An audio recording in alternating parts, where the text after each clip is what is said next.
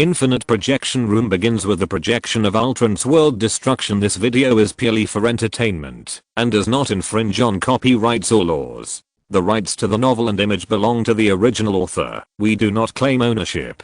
Don't like waiting and want to listen to this fanfic in full now? Subscribe to our Patreon, where you'll find the best fanfics. Chapter 451, Dreambird End. Do you know the Phoenix? Asuka suddenly looked up and saw the dark figure.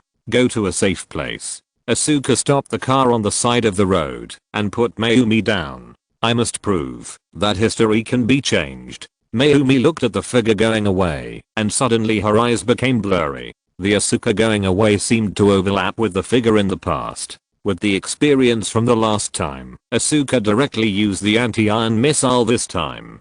2 blue laser shells hit the Guho bird accurately. The Guho bird was shaky and finally landed on the ground successfully. Electricity flashed wildly on the Guho bird and finally offset the power of the anti-iron missile. In the sky, the 3 Super Victory Team planes opened fire collectively, but all the attacks were ineffective. Damn it. The electric energy of the super spin conductor was released in the air. The Guho bird is constantly absorbing energy. After absorbing the electric energy, the Guho bird began to attack the surroundings. The Asuka that shot it down from the sky obviously absorbed the greatest hatred. The energy shield that once blocked Gazzet's plasma ball appeared again, but this time it was blue. The energy shield blocked the plasma ball of Guho bird, but the next second, it began to alarm. System damaged. System damaged. History is always surprisingly similar. Damn it. Sarah was actually damaged. Seeing the second attack coming, Asuka could only abandon the car and flee. Just when Guho bird was looking for a target, a figure riding a motorcycle appeared in Guho bird's attack line of sight. It's Chicken. If my brother was here, my brother would definitely save him. Chicken rode on the motorcycle, and Mayumi seemed to see the soul that led Gazette away and saved her. Takuma. Just when Guho bird was about to continue attacking, a giant appeared and kicked it to the ground with 1 foot. Blue, red, and silver color matching, similar to a sword-shaped energy indicator. Dinah Ultraman. When Guho bird just climbed up, Dinah seized the opportunity and accurately hit Guho bird's lower abdomen with a soldier ray, which was then completely absorbed by it. I was careless. Bruce Wayne said, the previous battle with Guho bird made Asuka underestimate the enemy, and soldier ray is Dinah's special skill. I think Asuka was too confident in this move and used the ray skill directly. Why do you Ultraman have to use close combat for a while before fighting monsters? Magneto suddenly asked. Look, the ray skill is so strong, and it won't take long to use the ray skill to solve the battle. Ace, this is a more complicated reason. First of all, it's an energy problem. Even in outer space, no, even in the Kingdom of Light, the energy of Ultra Warriors is not endless. There will be consumption if there is output. If you encounter a monster and release the ray crazily, once the energy is used up and the monster is not solved, you will get into a very troublesome situation. Ace, so, the ray skill is generally regarded by us as the final finishing skill. Ace, there is also the hit rate.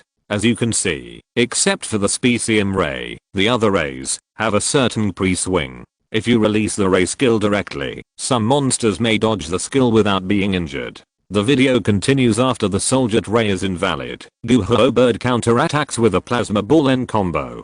Dinah is somewhat unable to raise his head after being hit by this combo. Seeing this, Guho bird draws electricity from the underground super spin conductor and uses the ultimate electrotherapy on Dinah. At this moment, Guho bird actually speaks. Destroy you, and humans. Destroy them all. Hehe, ha ha ha ha ha ha. Dinah is at a disadvantage, and the energy indicator on his chest begins to flash. But at this moment, with the roar of a motorcycle, the fog shrouds the battlefield. Woo. A man in black clothes and a black helmet, riding a motorcycle, emerges from the smoke. The most important thing is, don't give up. You can do it. Takuma. That's Takuma's soul. His soul hasn't dissipated yet. Loki Odinson, this is impossible. He's just a mortal. How can a mere mortal keep his soul for more than 10 years without dissipating? Exclamation mark. This is a miracle. Hikari stood up and said with respect, this is the power of miracles. The smoke dissipated, the light flashed, and a blue Dinah appeared. Dyna Ultraman Miracle Type. The Guho bird used the same trick again and used electric therapy to attack again. But the same move will not work twice for Ultraman. Dyna raised his hands directly to the French military posture, and the lightning energy merged into Dyna's body. This no longer caused damage, but turned into energy. Dyna's energy timer turned blue directly. The shock of Guho bird. JPG Dyna showed no mercy. A golden ball of light condensed in his hand. Dyna pushed with his right hand, and the golden ball of light turned into a spiral and hit Guho bird. Liberum light wave. Dyna Ultraman's miraculous ultimate move. Compress the space in the right hand and make it into a super shock wave and send it out, creating a black hole behind the enemy and using the shock wave to hit the opponent into the black hole. Everyone in the screening room saw the introduction given by the screening and their eyelids jumped. What did they see? Compress the space in the hand? Exclamation mark.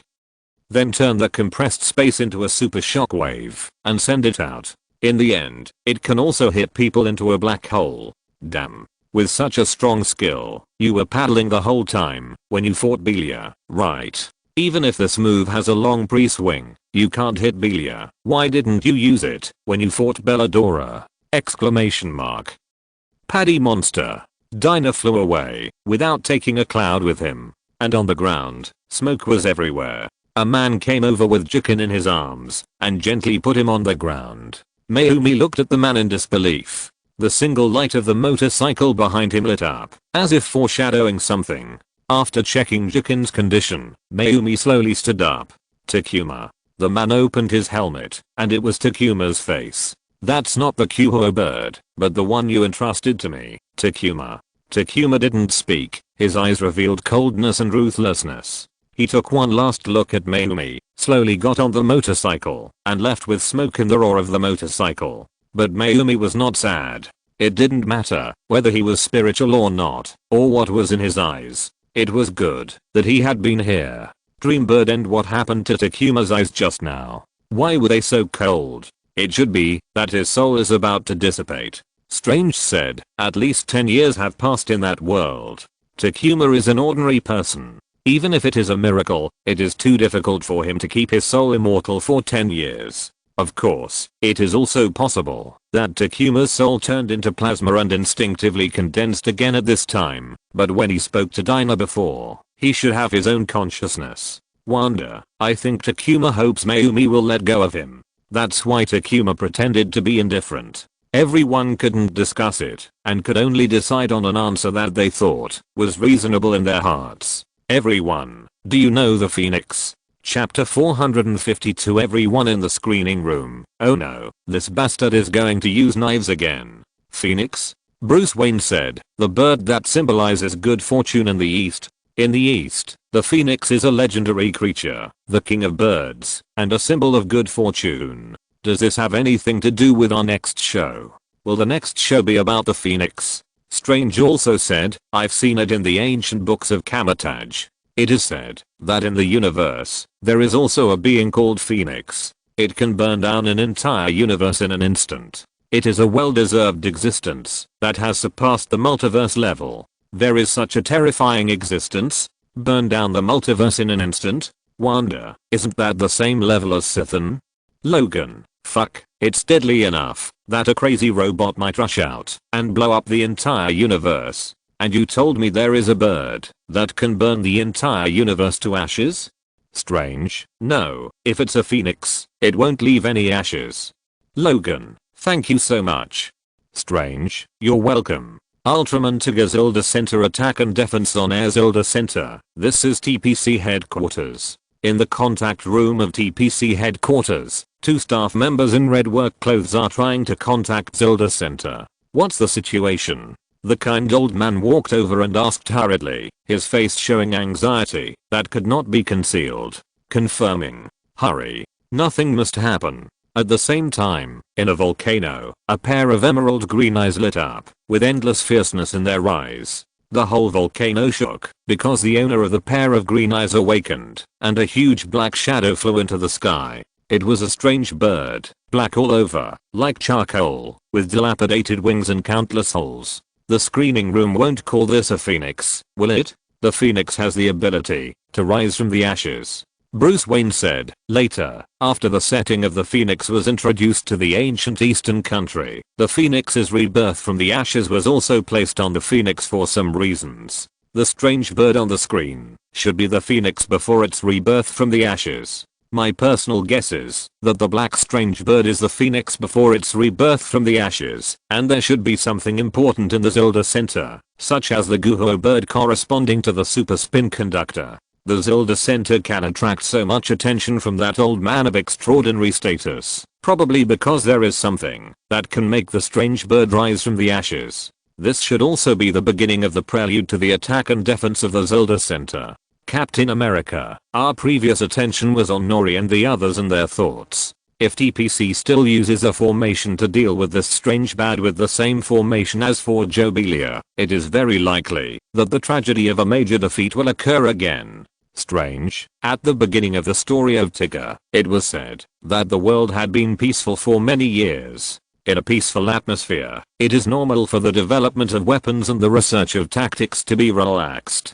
Logan. Peace. If there are no monsters, then peace is indeed good, but you can't give up your fighting skills. If you give up, someone will bully you, and you don't even know how to fight back. Isn't this just being bullied in vain? Flying Swallow number 1 and Flying Swallow number 2 quickly attacked. On Flying Swallow number 1, Xincheng said, the target reaction is found in front, the speed is 1500 km per hour. On Flying Swallow number 2, Daijing also said, Commander, the speed of that guy seems to be getting faster and faster. The target is 30,000 meters ahead and will enter the sight range within 15 seconds. Captain Iruma Hui immediately ordered, Dagu, go around the back of the target and launch from the back. Iruma Hui's words stopped abruptly because the channel was forcibly switched to the kind-looking old man before. You can't attack from the back. The old man's face was full of anxiety, and he said to Dagu, attack from the front, and change Asuka's route of action. What? Why? Everyone can see that this is an extremely unwise choice.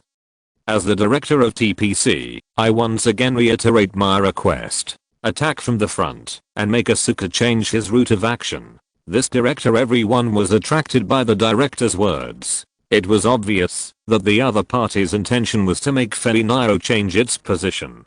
Coupled with his anxious look when he was investigating the situation at the Zilda Center before, I'm afraid that the Felinaro monster's target is the Zilda Center. Wanda, it would be very dangerous if we attack from the front. Captain America, if we are not careful, the plane will be destroyed and everyone will die. Except for Dago, who has Tigger as a backup. The remaining 2 people may die in battle. Wanda, but the senior leaders of this world don't look like the group of ZK and Sex in our world. How could they behave so irrationally? Bruce Wayne, excluding the possibility that the other party is fighting for power or going crazy, there is only one possibility, that is, the things at the Zilda Center are really important. The video continues. This is an emergency order. Hearing this, Dago could only obey the order. Target 1,200 meters ahead. The strange bird cried loudly and rushed all the way. Nothing could stop its determination. Dago, give it a shot. Aim at the eyes.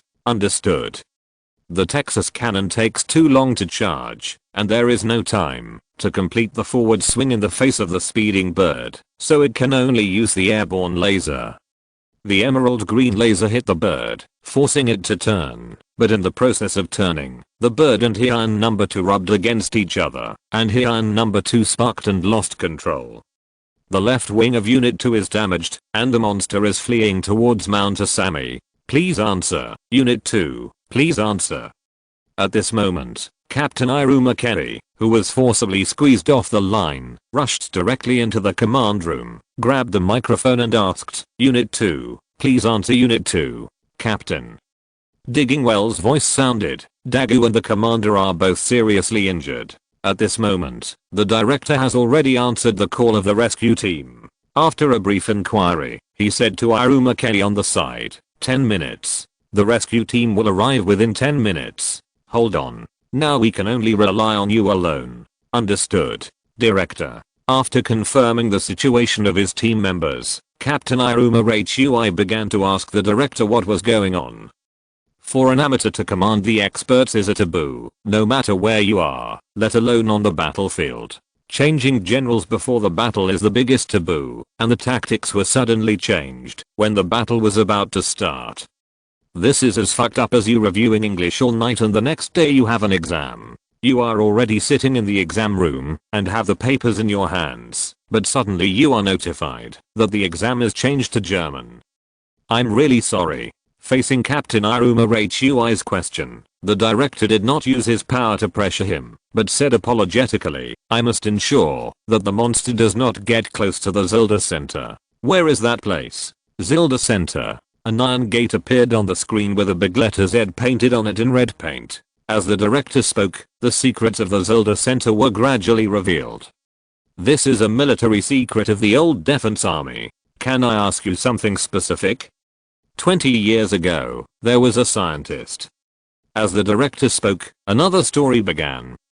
A middle-aged scientist was conducting experiments at a laboratory bench. His wife had passed away, leaving behind only a daughter. The girl was very sensible and never disturbed her father's work. The scientist loved the girl very much. On the girl's birthday, the scientist brought her a gift.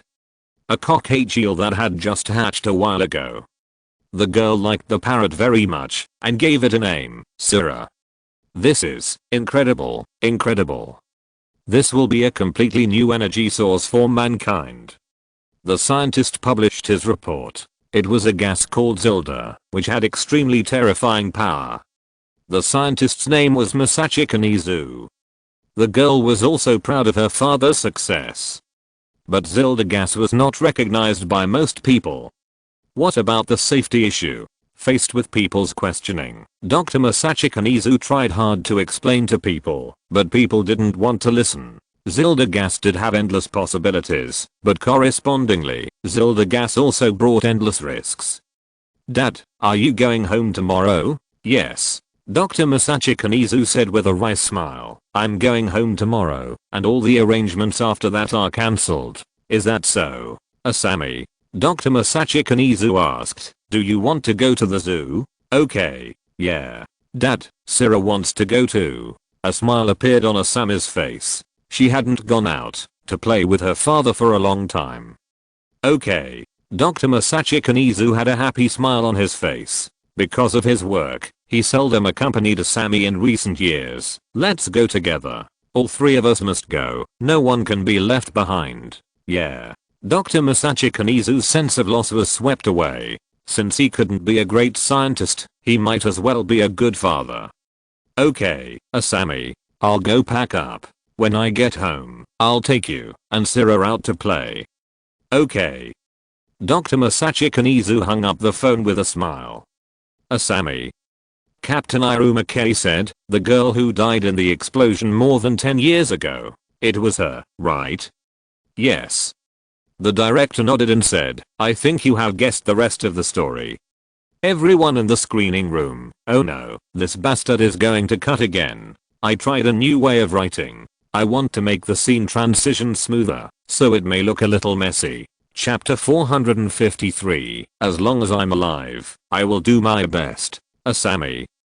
Dr. Masachi Kanizu tried desperately to go back, but was held tightly by the firefighters. Let me go. Let me go. My daughter is still inside. The fire was over, leaving only a scorched earth. Dr. Masachi Kanizu knelt on the ground in pain. His tears had dried up. His throat was so hoarse that he couldn't cry out. No one told him, but his intuition as a scientist told him the reason for all this. Zilda gas. This gas that he attached great importance to. Just a bottle of eye drops turned the entire mountain forest into a sea of fire, and the nearby cities were also affected. Dr. Masachi Kanizu suddenly went from a relatively crazy doctor to a sinner and a madman. The academic community completely rejected him, and he would spend his life in pain and regret. Asami, Asami, Asami. Then, with a painful groan, an old man suddenly opened his eyes. He was panting heavily, and the doctor beside him quickly handed him a glass of water. Thank you for your help. The doctor shook his head and said, don't worry about it, it's good to wake up. Looking at the blood on the ground, the old man also remembered what happened before. Yes, he was Dr. Masakinizu. More than 10 years later, the strong man with black hair has become gray-haired, with cloudy eyes, and a look of life burning to the end. Dr. Masakinizu picked up a photo frame on the ground, slowly wiped off the blood splashed on it, looked at the girl and the Kokkaichi on it and asked, "Taniguchi, how long can I live? If it relapses, there may be no hope." Hearing Dr. Taniguchi's words, Dr. Masakinizu became energetic again. "So, I can still live for a while." As Dr. Masakinizu's good friend, Dr. Taniguchi is also one of the few or even the only one who still cares about him. He instantly heard what he was going to do. "Stop making trouble. I don't know what you are researching, but with these simple equipment, what can you do?" Dr. Taniguchi grabbed Dr. Masashi Kanizu and said earnestly, "Nizu, I really don't understand why you insist so much." "Sura." "What? Nizu, where are you going?" "Nizu." In the medical department of the Victory team, everyone sent Salma to the operating room. In fact, Salma will be fine. Dagu, who was less injured, also came here with the help of Lina. Damn it. If it weren't for the Zilda gas, the commander wouldn't be like this today. Looking at the angry Shinjo, Daegu said with all his strength, "I was the one who was flying the plane just now." "Fool, it's not your fault." Horiju said, "How can you blame the police for the appearance of criminals?" "Don't worry." Lina also comforted, "The commander will definitely be fine." At this moment, Shinjo's phone rang suddenly. "Nori, what's wrong?" "There's a man called Genzu at the door." Before Nori finished speaking, Shinjo hung up the phone and rushed out to question him. This guy actually dared to come to the door. Dagu also hurriedly chased after him. When he saw this, he had to keep an eye on Shinjo. "Please," the old man said in a hoarse voice, "please, let me see them. This is really important. Although I don't know what happened, I can understand your feelings." The guard in blue clothes said, "But you can't go in without an ID. Please forgive me, we have notified them. Please wait a moment." Hikari smacked his lips, considering whether to let the two guys who were always slacking off at the door go to Earth to learn how to be a qualified guard. Shinjo ran out angrily, followed by a large group of people. They all came to stop Shinjo. "You are Nizu? Sira wants to destroy the Zilda gas." "Sira?" Shinjo, who originally planned to charge, now forced himself to hold back his anger. He was a boss, but he knew the importance of Zilda gas. The Zilda gas in that base was enough to destroy the country. It could even affect the whole of Asia, and even the world. So I really dislike those idiots who just brush it off and call the monsters anti-Japanese heroes anyway. Sira is a Kokkaichi. It was a pet I gave to my daughter Mami. It should have died 20 years ago. But when the image appeared on TV, I recognized Sira at a glance. Even though its body had turned to charcoal, and its wings were full of holes, I knew it was Sira. I don't know how Sira survived, but Mami died, because of Zilda gas. Sira must have wanted to avenge Mami. Sira must hate Zilda gas very much. Please stop Sira, please.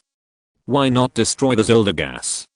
Peter raised a question. Since the Zilda gas is so dangerous, why not destroy it?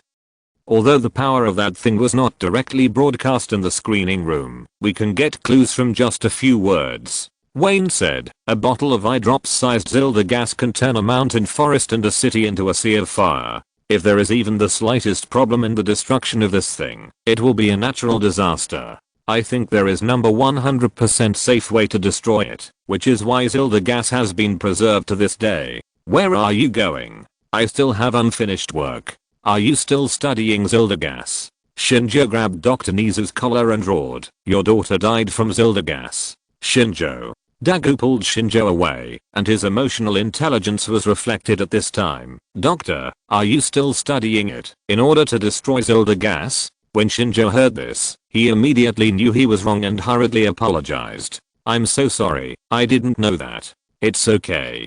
Dr. Nizu didn't care. Maybe it didn't matter. Maybe in the past 20 years, he had heard too many words like Shinjo's and had become numb. What I did was indeed a serious sin. Dr. Nizu glanced at everyone and said, "In order to make up for some of my sins, as long as I'm alive, I will do my best. I have to do research quickly." Dr. Nizu's words were like a depth charge, giving everyone goosebumps. "As long as I'm alive, I will do my best." Peter repeated it several times and then said, "Who says that only those with great power can be superheroes? Ordinary people can also be heroes." Yeah.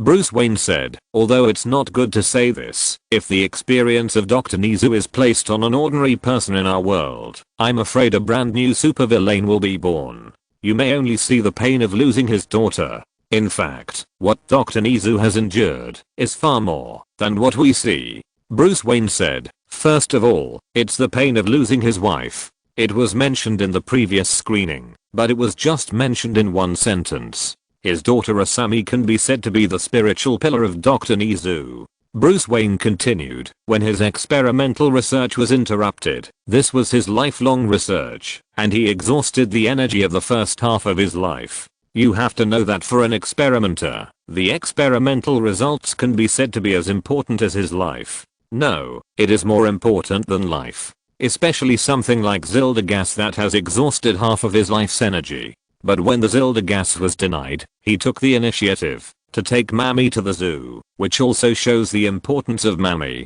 You know, Mammy died from the Zilda gas. His beloved daughter, the most important person in his life, died from his life's hard work. You can imagine how terrible this horrible blow is. Bruce's tone was very calm when he said this, but everyone knew how terrible it was, even if they just thought about it. The most important person in his life died at the hands of the fruit of his life's hard work. For ordinary people, not collapsing or going crazy is already a strong will, but this Dr. Genzu actually spent 20 years studying how to destroy Zilda gas. A researcher, all the energy of the second half of his life was used to destroy the hard work of the first half of his life. This is not a great irony. When everyone thought of this, they couldn't help but admire this warrior from the bottom of their hearts. Thanos, I have to admit that I'm shocked by you again. Loki Odinson, he is qualified to enter Valhalla. A madman who is against the universe. At Sundir who talks about ordinary people all the time. To make them say this, the meaning of Dr. Nizu's behavior is self-evident. Moreover, in the past 20 years, Dr. Nizu has not only endured constant mental torture, but also the opinions of other people in society. In addition to accepting inner torture, he also has to accept external attacks. Even his childhood friend, Dr. Taniguchi, can't understand Dr. Nizu. As long as you are still alive, you must do something. Bruce Wayne took a deep breath and said, I've learned. My thoughts in this chapter are all messed up. My dad had to choose this time to find me. I mumbled for half an hour and my mind was more confused than paced. Chapter 454 Goodbye, Scylla.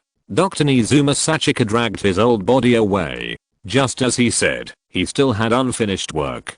Drive Nizu, you have been studying alone for 20 years. Dagu nodded and said, by the way, why did Zilla appear in the Zelda Center? Sometimes, the living are the most painful. Wayne suddenly said. Here is a Batman hell joke. In a dead volcano, a black strange bird is lying in the volcano to recuperate. Zilla. The strange bird seemed to hear that voice, which was the voice of its owner. In the green eyes, a memory was reflected. That day, his little master was building a house for himself. It just laid 2 eggs, which were its children.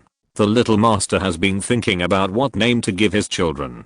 The strange thing made a sound again. Every time it made a sound, the little master would run to the strange thing to talk. This time was no exception. It's Dad. The little master turned around and left. Syrah, let's go. The wind blew the curtains, the materials in the laboratory, and a small test tube. It suddenly started to alarm. It didn't know what happened, but the vigilance from its blood instinct made it eager to urge the little master to leave here. What's wrong with you, Syrah? The little master didn't know what was wrong with it, and said happily, when Dad comes back, he will definitely take us to the zoo together. Then I will take you to see your friends, okay? Chijijijiji. It flew desperately, screaming constantly, flying back and forth in the sky outside, trying to get the little master to leave this dangerous place. Is there danger? The little master understood what it meant, but didn't fully understand. At this moment, it was too late. A violent explosion sounded, and the terrifying shockwave tore everything in the laboratory in an instant, followed by the surrounding walls, and then the nearby rooms. Syrah, run. Ah. These were the last words the little master said to it. The terrifying shockwave carried endless flames and shook it away. Driven by the instinctive desire for survival, it flew desperately and finally escaped from the most dangerous place. But its original home turned into a sea of fire, and the original small house was no longer seen. Relying on the instinct of the creature, Sarah cried for 3 days and 3 nights at the location of the original house, and finally fell into the fire exhausted. I thought I would die, but I didn't. It didn't know what happened to it. Anyway, it survived. The feathers on its body were scorched, and its body was no longer getting bigger day by day, and it was constantly falling into a deep sleep. It chose a place that would make it feel better, a dead volcano, and continued to sleep here to slow down the constant coughing of blood. But as a creature, its instinct told it that it was about to die. It didn't matter whether it lived or died, but Sarah didn't want to die like this. It felt that it should do something. Sarah gradually stood up. A drop of blood dripped from its beak. It doesn't matter. It seems that Sarah, like Dr. Nizu, has inhaled the Zilda gas. Bruce Wayne said, "Did you notice? They are both vomiting blood. But why did Dr. Nizuma Sakachi take such a dangerous thing home for research? One is that the laboratory does not allow research, and the other is that he only knows that the Zilda gas contains endless energy, but he doesn't know that it will be so harmful." In the taxi, Dr. Nizuma Sakachi covered his chest and couldn't help wailing. In the volcano, Sarah looked up to the sky and let out a last wail, flapped its tattered wings, dragged its body, which had little time left, and flew into the sky. It wants to do one last thing. As long as it is still alive, it must do something. TPC headquarters. Sarah has left a Sami Mountain. Attack. Yes. And me. Munakata walked in with a bandage on his head and a cane. "Commander, you are so injured." The commander on the scene uses his brain instead of his body. Zhang Fang glanced at everyone and finally said, "Everyone should do their best and not retreat a single step. Defend the center of Zeta." Understood. Let's go. In the sky, Fian number 1 and number 2 fired lasers at the same time, hitting the roots of Zilla's wings, splashing countless sparks. With a wail, Zilla fell from the sky, splashing countless dust. Great. Launch an attack from the front. Understood. Zilla, who was no longer able to fly, had just stood up when it was attacked again and again. It was knocked to the ground by the laser, but stood up again and again, wailing. But its footsteps never stopped, and it was still approaching the center of Zeta. Under the continuous attack, Zilla instinctively spit out a flame attack. The flame seemed to contain the components of Zilda gas, and its power was even greater than that of the laser. Although it did not hit the plane, it knocked down the Zilda center not far away. The door of the Zilda center was blown open, and what was even more deadly was that Dagu saw a person. A person running in the flames, and dancing with death. "Commander, Dr. Genzu is heading to the storage room. Does Dr. Genzu want to move the Zilda gas to a safe place?" Sarah saw Dr. Genzu and let out a long cry. Dagu heard it. It was an angry voice. Sarah is planning to destroy the Zilda gas before his life passes away. Peter suddenly said, "It is revenge." Yes, revenge on his enemies. Dagu didn't care about so much, and directly took out the godlight stick, and transformed into Tigger. But as a human body, Dagu was injured, and Tigger's situation, after transforming into Tigger, was naturally not much better. Just a flame attack, Tigger was knocked down. Tigger was twitching on the ground, holding his wound in pain, but when he saw Zilla heading towards the center of Zeta again, Dagu didn't care about the pain, and grabbed Zilla with a swooping, trying his best to take it away from here. Zilla waved his broken body, and wrestled with the wounded Tigger. But Dagu didn't fall down. He wanted to fight, and fight with all his strength. Zilla spit out fireballs at Dagu, but after only 3 fireballs, Zilla couldn't hold on any longer. It covered its neck, and its hoarse voice seemed to be blocked by something. This guy can't attack anymore. Taking advantage of this opportunity, Dagu hurriedly kicked Zilla down, and then covered his wound and wailed continuously. Seeing this, Zilla suddenly stood up, and pushed Tigger down. Dagu covered his wound in pain, and struggled to stand up. Zilla came to Tigger's side, but didn't attack, but kept wailing. It is apologizing. But it did not stop. It still has a mission, and things to complete. On the way, a stream of blood suddenly exploded in Zilla's mouth, and something flowed down along with the blood. That's the tongue. Zilla bit off his own tongue. Isn't Zilla a bird? How did it bite off its own tongue? Don't ruin the atmosphere. Zilla staggered towards the center of Zilla. Blood kept falling, forming a silk thread. Finally, it fell down, fell in front of the target of its revenge. Zilla was unwilling to give up, obviously, as long as he took a few steps forward, even if it was just one step.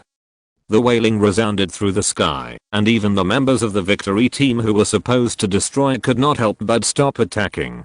Dr. Genzu carried the safe deposit box of Zeta gas and walked out of the destroyed storage room. He saw the strange bird in front of him, and he knew that it was Zilla. Sira used up the last bit of strength, opened his mouth, and a ray of light floated out of his mouth. Dr. Genzu didn't have time to think about it, and suddenly hugged the safe deposit box of Zeta gas, using his body to protect the Zeta gas tightly. Sira, please. Sira, don't. Dr. Genzu didn't feel pain, but a warm feeling. He turned his head and saw that Sira's mouth was emitting warm light. Dr. Genzu understood, and he smiled. Yes, it is Sira. How could Sira be an evil monster? If it is an evil monster, then how can it have such a dazzling light? Dr. Genzu understood. Sira is to take it away. Sira is to destroy the Zeta gas. Dr. Genzu slowly loosened his body, revealing the Zeta gas in his arms. Thank you. Thank you, Sira. Dr. Genzu fell to the ground and closed his eyes. He can rest now and sleep peacefully with a smile. The box containing the Zilda gas followed the light of Zilla and entered Zilla's body.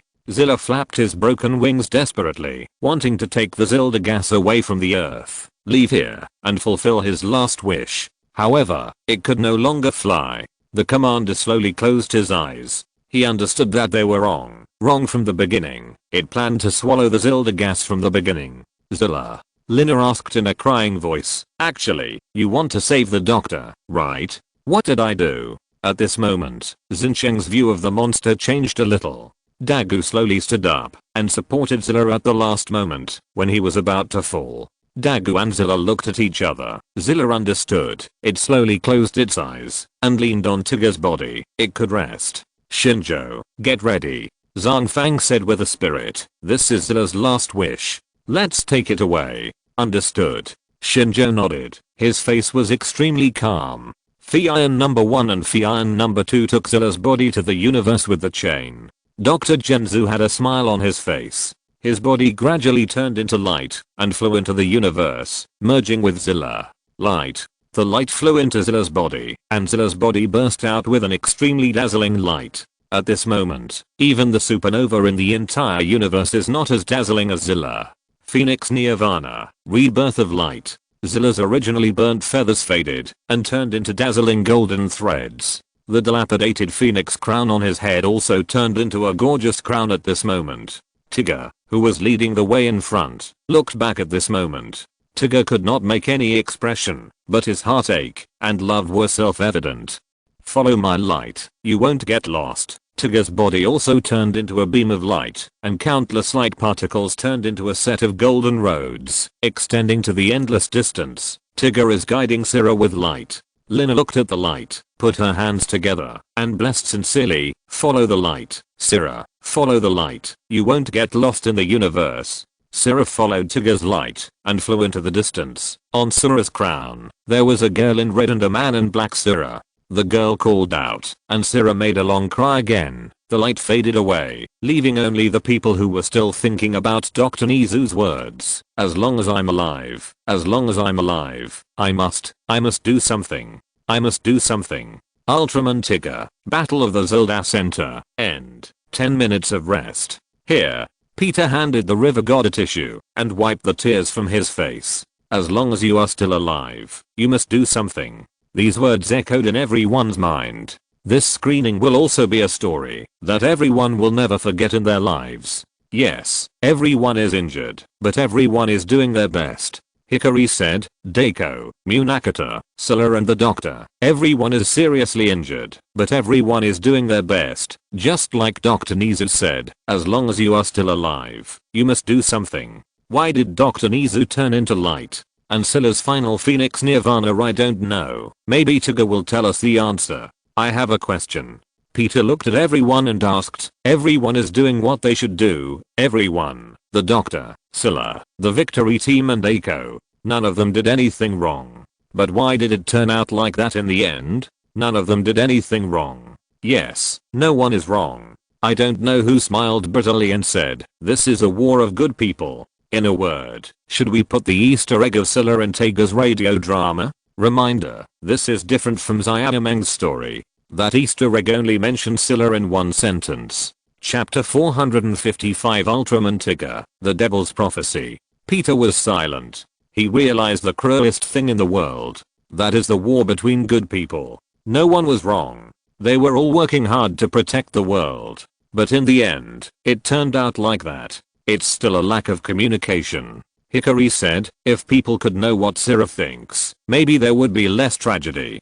Communication? Peter was silent. Now starting. Ultraman Tigger, The Devil Trilogy. Ultraman Tigger, The Devil's Prophecy. The start of broadcast. The news was broadcast on TV, with a narration note on the side. 1 week after Tigger's resurrection. The sudden appearance of the giant has become the biggest hot topic in this period. Is he a friend or an enemy of mankind? The host asked Captain Iruma Kerry at the side. This giant that suddenly appeared is called Ultraman Tigger by you.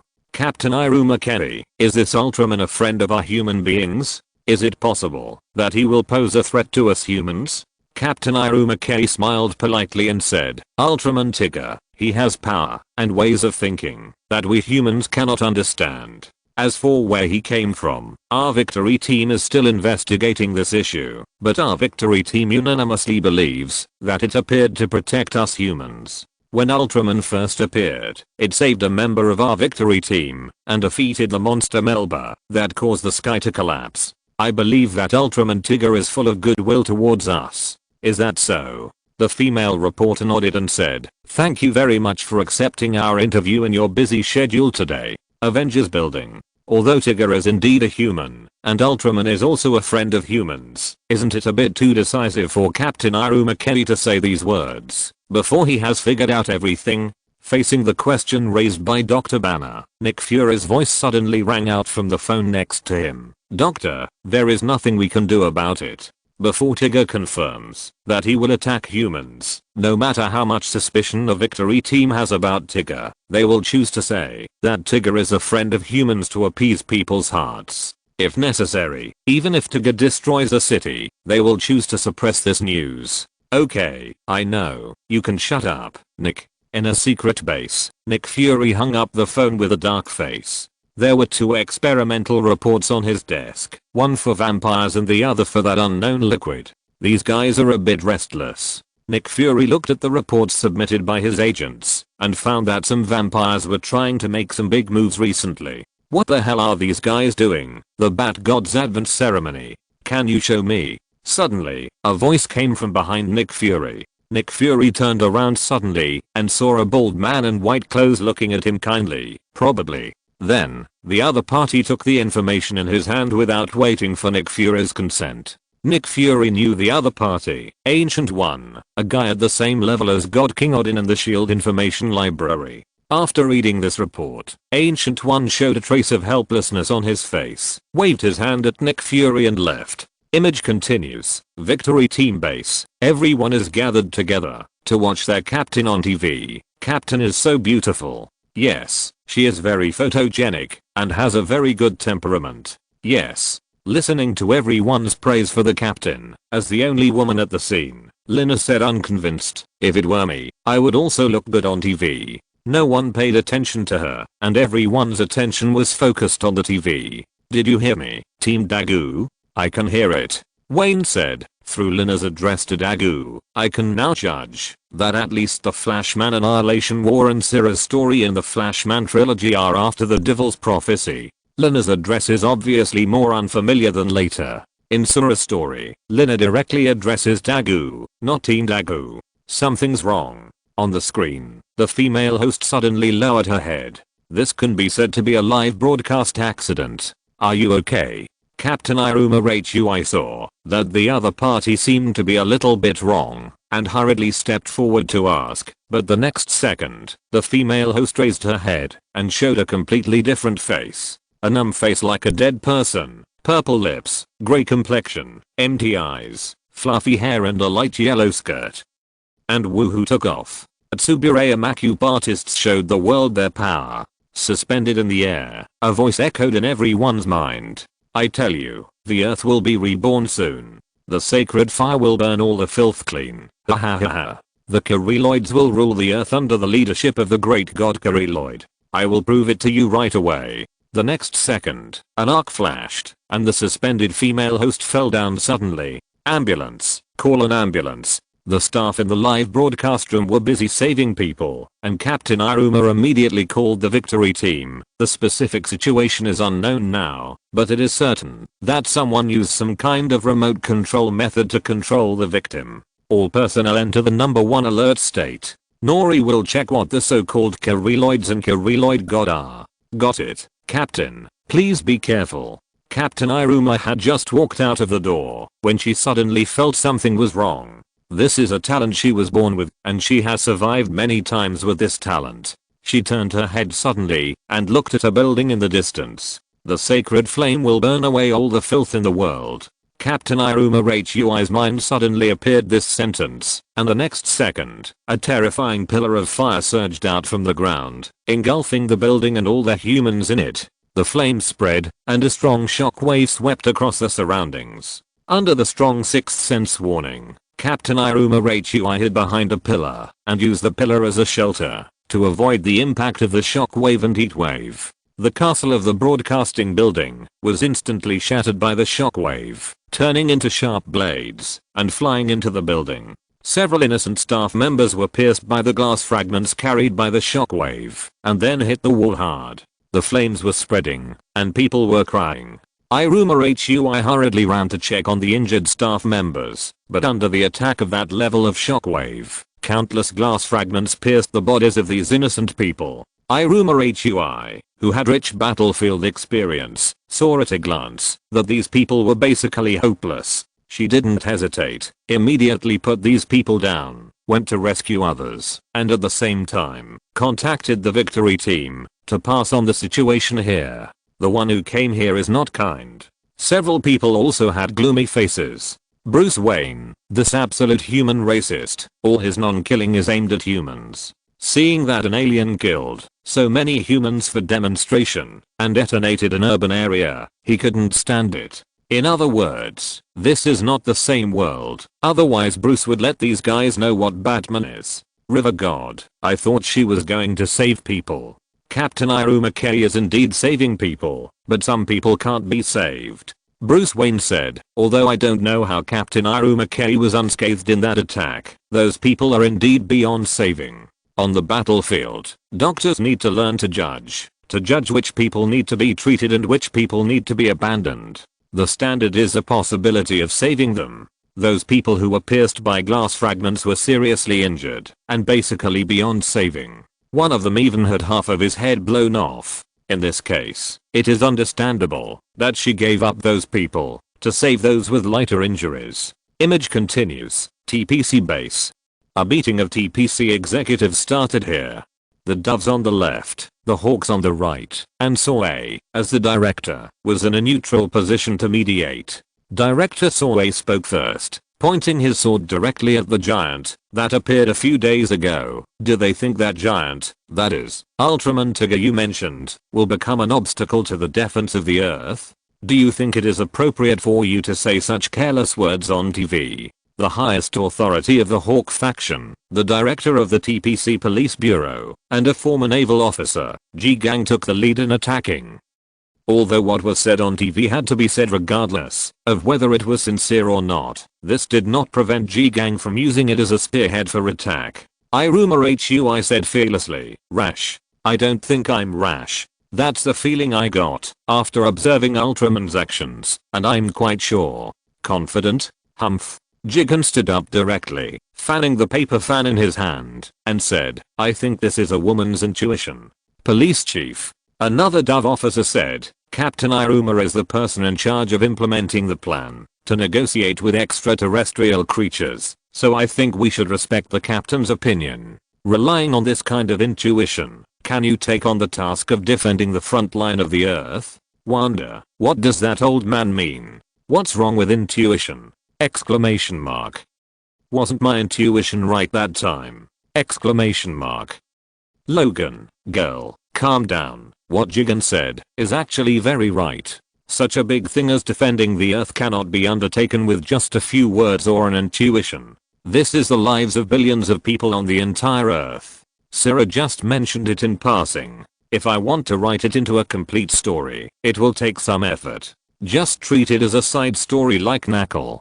Chapter 456 Ultraman Tigger, The Devil's Prophecy. Wanda actually knew that relying on a hunch, even if the hunch was accurate, was irresponsible. She knew this very well. Even if she heard this, she would definitely use the hand of chaos to hit the other party twice to make him think calmly. There are billions of lives on the earth, and even the most accurate intuition cannot be concluded just like that. This is not a joke or a game. They have a god's perspective and have watched the video of the future timeline. Of course, they know that Tigger is Daegu, and Daegu is a good person. But Jigen and the others have just come into contact with Tigger, so it is a good thing to keep this vigilance. If they accept Tigger without any doubt, everyone will be worried. She just can't stand the old man looking down on Captain Iruma. Wanda can feel the integrity of Jigen's heart and the firm heart that is willing to sacrifice his life to protect the earth.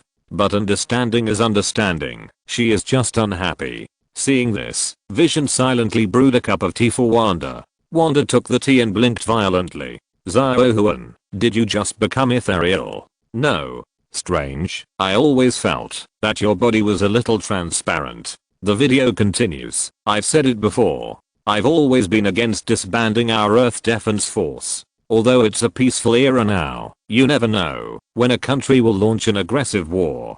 These are completely different issues. Stop arguing. Seeing that the discussion about the attitude towards the giants was about to rise to the difference in the two factions' ideas, and the debate was about to turn into a martial arts competition, Director Soye hurriedly said, the most important thing now is the Kiriloid who sent the invasion message. Captain Iruma, have you counted the casualties? Nearly 1,000 people were killed and injured. This is the largest casualty incident in this century, and also the largest terrorist attack. When this data was said, everyone's face was very ugly. You know, there has been no war on Earth for a long time. Words such as disease, famine, and war are gradually fading from the vision of Earthlings. But what about now? A guy who claimed to be a Kiriloid killed a full 1,000 people. This is a blood feud.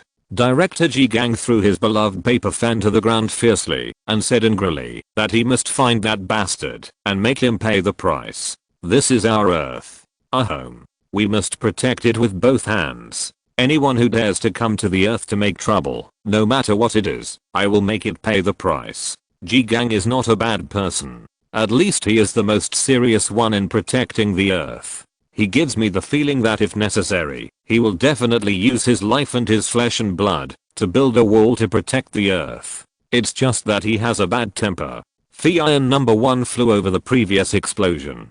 Xincheng and Jujing in the plane looked at the tragic situation below with gloomy faces. The flames have not been completely extinguished. The building at the center of the explosion has completely disappeared at this moment, leaving only a black pit. The surrounding buildings are only left with ruins, and the nearest one is only left with a foundation. These bastards actually dared to throw bombs into residential areas. That's not a bomb. What? Facing the angry Shinjo, Daijing said, I'm as angry as you, but that's not a bomb. In the command room, Nori speculated, I think it should be a force applied from a distance. I will immediately apply to the Space Development Bureau for centralized monitoring of the satellite channel observation. It sounds a bit unscientific. Many things that seem unscientific to us are actually just because our human science has not developed to that level. The Gakuma that can turn people into stone seems unscientific, but according to TPC's later analysis, the Gakuma rays contain a substance that can change the structure of particles. This is also the secret of the Gakuma rays.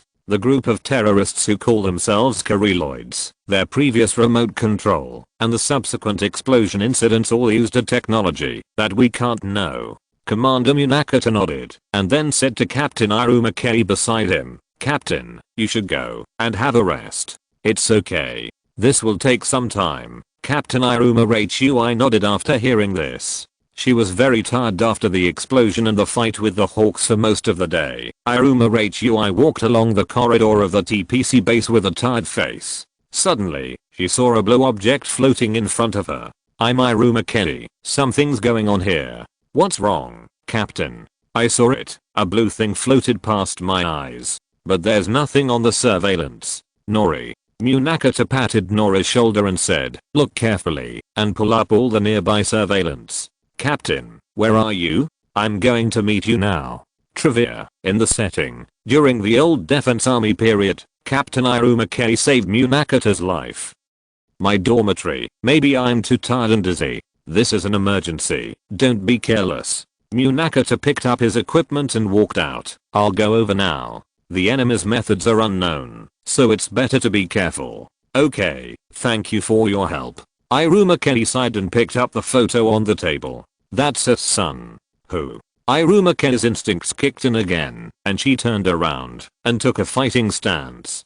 Don't be nervous. A middle-aged man in a brown robe. The more I look at him, the more he looks like Sabining. Sat on a single leather sofa and said, I came here just to talk to you. Are you Akiri Rodriguez? I am. Corporal Marishita. The middle-aged man thought for a moment and said, I'm a prophet, responsible for delivering information. Where on earth did the Kiri Rodriguez come from? They should introduce themselves first. Isn't that basic courtesy? Iruma Hui didn't believe his nonsense at all. Even if she didn't have a hunch, she wouldn't think this guy was a so-called prophet. A terrorist who claimed to be Akiri Rodriguez just appeared, and then this guy appeared in her dormitory room. This is the TPC offshore base. One of the safest, probably, places on the earth. Ha ha ha. The man stood up and said, well, as expected of the captain of the victory team, please show your respect to the Kiriloid people first, starting with you. Why me? Because you're special. The Kiriloid people, who had completely stopped acting, said, and there's not much time left. If you don't show your respect to the Kiriloid people here now, the next attack will be the K1 area. Let's talk it over. Iruma Kelly instantly heard the other party's threat. What he meant was that the next place to be attacked would be the K1 area. Nori. Munakata walked in the corridor and said to Nori through the communicator, issue an emergency evacuation order to the K1 area immediately.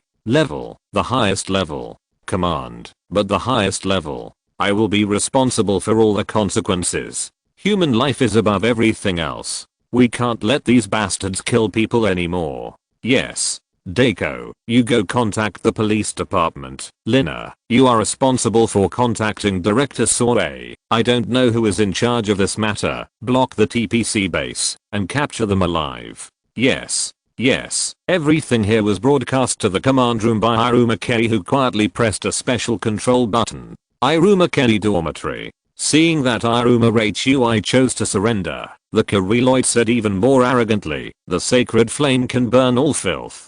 The great god of Kiriloid is supreme. He has boundless divine power. The sacred flame can. Can the sacred flame illuminate the boundless darkness? Hearing this, the Kiriloid's hands trembled, and his mouth twitched, and he looked at Iruma Hui. Captain Iruma Hui didn't know why he said this, but he just said it. Kiriloid didn't dare to say anything, for he was afraid that his own god would burn him to death. When he returned, Kiriloid forced to change the subject. Anyway, there is a way to stop the sacred fire from falling, and you can do it. Don't joke with me. Are you willing? Kiriloid, who had regained the right to speak, asked back, are you willing? Captain Iruma Kelly? Be the first to believe in the great god Kiriloid, and become the first believer of god Kiriloid among the people on earth? Looking at the silent Captain Iruma Kelly, Kiriloid sneered, threw the photo in his hand into Iruma Kelly's arms, and left the last words, what a pity. The next second, the lights came on, and Captain Iruma Kelly immediately rushed out of the room. The security personnel of the police department instantly rushed into Captain Iruma Kelly's dormitory, and Munakata immediately protected Captain Iruma Kelly behind him. Where are the people? We want to ask you that, too. The enemy has disappeared. Minato said, we have sealed off the entire base. The enemy's ability to escape is beyond our expectations. It is very likely that sealing off the base will be useless. By the way, K1 area. Shinjo and Horichu have already set out, and the highest evacuation order has been issued. That's good. Captain Iruma Rachui breathed a sigh of relief. This is all she can do now, and Minato has done a good job of helping her complete these tasks. When I was a child, I thought Jigen was a villain, and was afraid of him. Later, when I grew up, and saw Jigen and Eiko go to that island, to deal with the flying tumors, I suddenly became a fan of Jigen. Chapter 457 Ultraman Tiger, The Devil's Prophecy. In the command room, Director Soe is already here. Glad to see you're okay, Captain Iruma Kei. Director, what's the situation now? Captain Iruma Kei asked. The K1 area has begun to evacuate, but this amount of time is not enough for a complete evacuation. Looking at Nori's anxious look, Captain Iruma Kei comforted him. Don't worry, Nori, where are Shinjo and the others? Team members Shinjo and Ijing have already reached the K1 area. Not good. What happened? It's an attack. The other side has launched an attack again. Flying high in the sky on the Fian number 1, Shinjo and Ijing looked at the tragic situation below and couldn't help but clench their fists. Although the highest level of evacuation order has been issued, the impact here is so great that it will take several months or even longer to make up for it. Even if there are no casualties, what about the economic losses caused? What about the resettlement of refugees? What's more, this is Earth. Suddenly, Captain Iruma Rachui seemed to have thought of something and hurried back to her dormitory. Not bad. Captain Iruma Rachui put on gloves and carefully picked up the photo on the ground. It was a photo of her son. The Kiriloid had picked up this photo when he confronted her before. Maybe the other party wanted to hint at her and threaten her through this action, but it also happened to leave her fingerprints. What is professionalism? This is professionalism. Profit? Captain Iruma Rachui sneered. Look, I'll cut you off. In the command room, Director Soe and Director Jigang rushed over. Have you found out the other party's attack method? We are currently investigating the enemy's attack form. You still have time to investigate the attack form. Jigang angrily fanned the paper fan and said, if we don't fight back quickly, there will be more victims. Where is your captain? At the same time, Iruma Rachui has already found the other party's hometown, Itabashi Mitsuo. After comparing the big data, Iruma Kei found all the other party's information through fingerprints and a portrait drawn, based on his own impressions. The man's name is Itabashi Mitsuo. Captain Iruma Kei handed the information he had collected to Nori through the communication channel and said, Nori, start the database and retrieve the other party's information. Okay. After Nori retrieved the database, he was stunned and asked, Captain, is your information really correct? How can you say such a thing? Before Captain Iruma Kei could speak, Yoshitaka scolded him first. Don't you understand the relationship between high and low positions? Okay Yoshitaka. Director Soe hurriedly grabbed Yoshitaka and advised, he is still a child. This is the command room. There are no children here. Only soldiers. Yoshitaka was furious. If he is a child, let him go home and drink milk instead of fighting terrorists here. Okay, Nori, you say it. Yes. Nori was frightened by Yoshitaka like a quail. The owner of the information, Itabashi Mitsuo, he has been dead for 3 years. What? Not good. Captain. The communication from Iruma Kei was cut off instantly, and Iruma Kei immediately drew his gun to defend himself. At this moment, an invisible force controlled Iruma Kei and pressed him against the wall. Why did you come to me? Iruma Kei looked at the person who came and said, Kiriloid. You are very smart Iruma Kei. Itabashi Mitsuo, who was possessed by the Kiriloid, said, but not smart enough. We came to you because you acknowledged his existence. Who? We Kiriloids came to Earth long before he came. He arrived later than us, but he was so rampant. We can't tolerate it. Do you understand? Rampant? What do you mean by rampant? Did you help us repel the monster? Stupid humans. Even the smarter ones are short-sighted. The Kiriloid wanted to say something, but was interrupted by a tranquilizer bullet. Captain. Dagu rushed in. Dagu helped Iruma Kei up, and at this moment, the voice of the Kiriloid who had just disappeared in an instant sounded again. Let me tell you the last prophecy. That is the last prophecy you will hear while you are still alive. The next place where the sacred fire will burn is here. Got it. After listening to this, Munakata in the command room nodded and said, what other effective equipment can affect the underground now? The only thing that can affect the underground is electromagnetic waves. Okay, equip the Fion with a microwave cannon. Team member Shinjo, you drive the number 1 unit. Team member Lina, you and team member Digging Wells drive the number 2 unit to support Shinjo. The flames underground were surging, and on the ground, Daegu was cooperating with the police to evacuate the crowd. I found it. Daijing said, the target is at point 33, right at the intersection. Got it. Team Shinjo, you only have one chance, and you only have 0.3 seconds to pass. Okay, watch me. I will definitely hit him. Daegu, who was sweating profusely from evacuating the crowd, finally had a chance to breathe and sent a message to his teammates. Evacuation completed. Okay. However, there was still one person who couldn't leave. That was Captain Iruma. At this moment, Fion number 1 had already released the microwave cannon. Seeing that the microwave cannon had already started charging, Daegu had no time to think. In the darkness, a ray of light lit up. A giant appeared and held Iruma in his palm. Tigger gently put Captain Iruma on the ground, but at this moment, a guy's discordant voice suddenly sounded. Ultraman Tigger, I've been waiting for you. Tigger turned his head and saw the Kiriloid on the rooftop next to him. You are going to be the protector of the earth, right? Faced with that guy's words, Daegu was confused. This is written in the official novel later. Daegu didn't have such an idea at all at that time. Don't you think it's ridiculous? Kiriloid activated the skill, Devil's Foul Mouth, before your huge body appeared. The humans on this earth have been waiting for Kiriloid to lead them. Kiriloid turned around suddenly and pointed at Daegu. Your existence is redundant. Although Jigen is very irritable, he really does go there when there is something.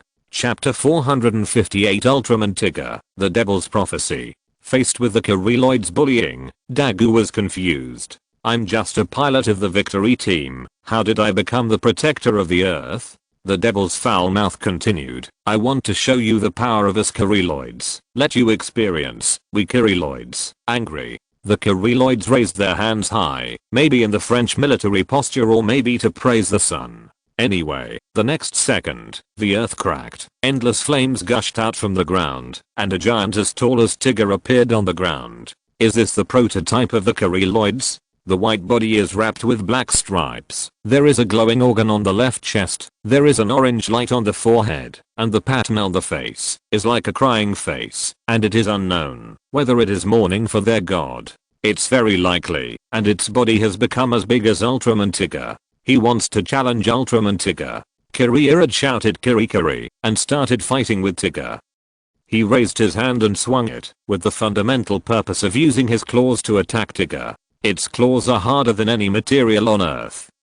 Tigger took a step forward and actively closed the distance, using the outside of his left elbow to block the inside of Kiriirad's right arm, using the distance difference to block Kiriirad's first wave of attack, and then punched Kiriirad hard in the chest.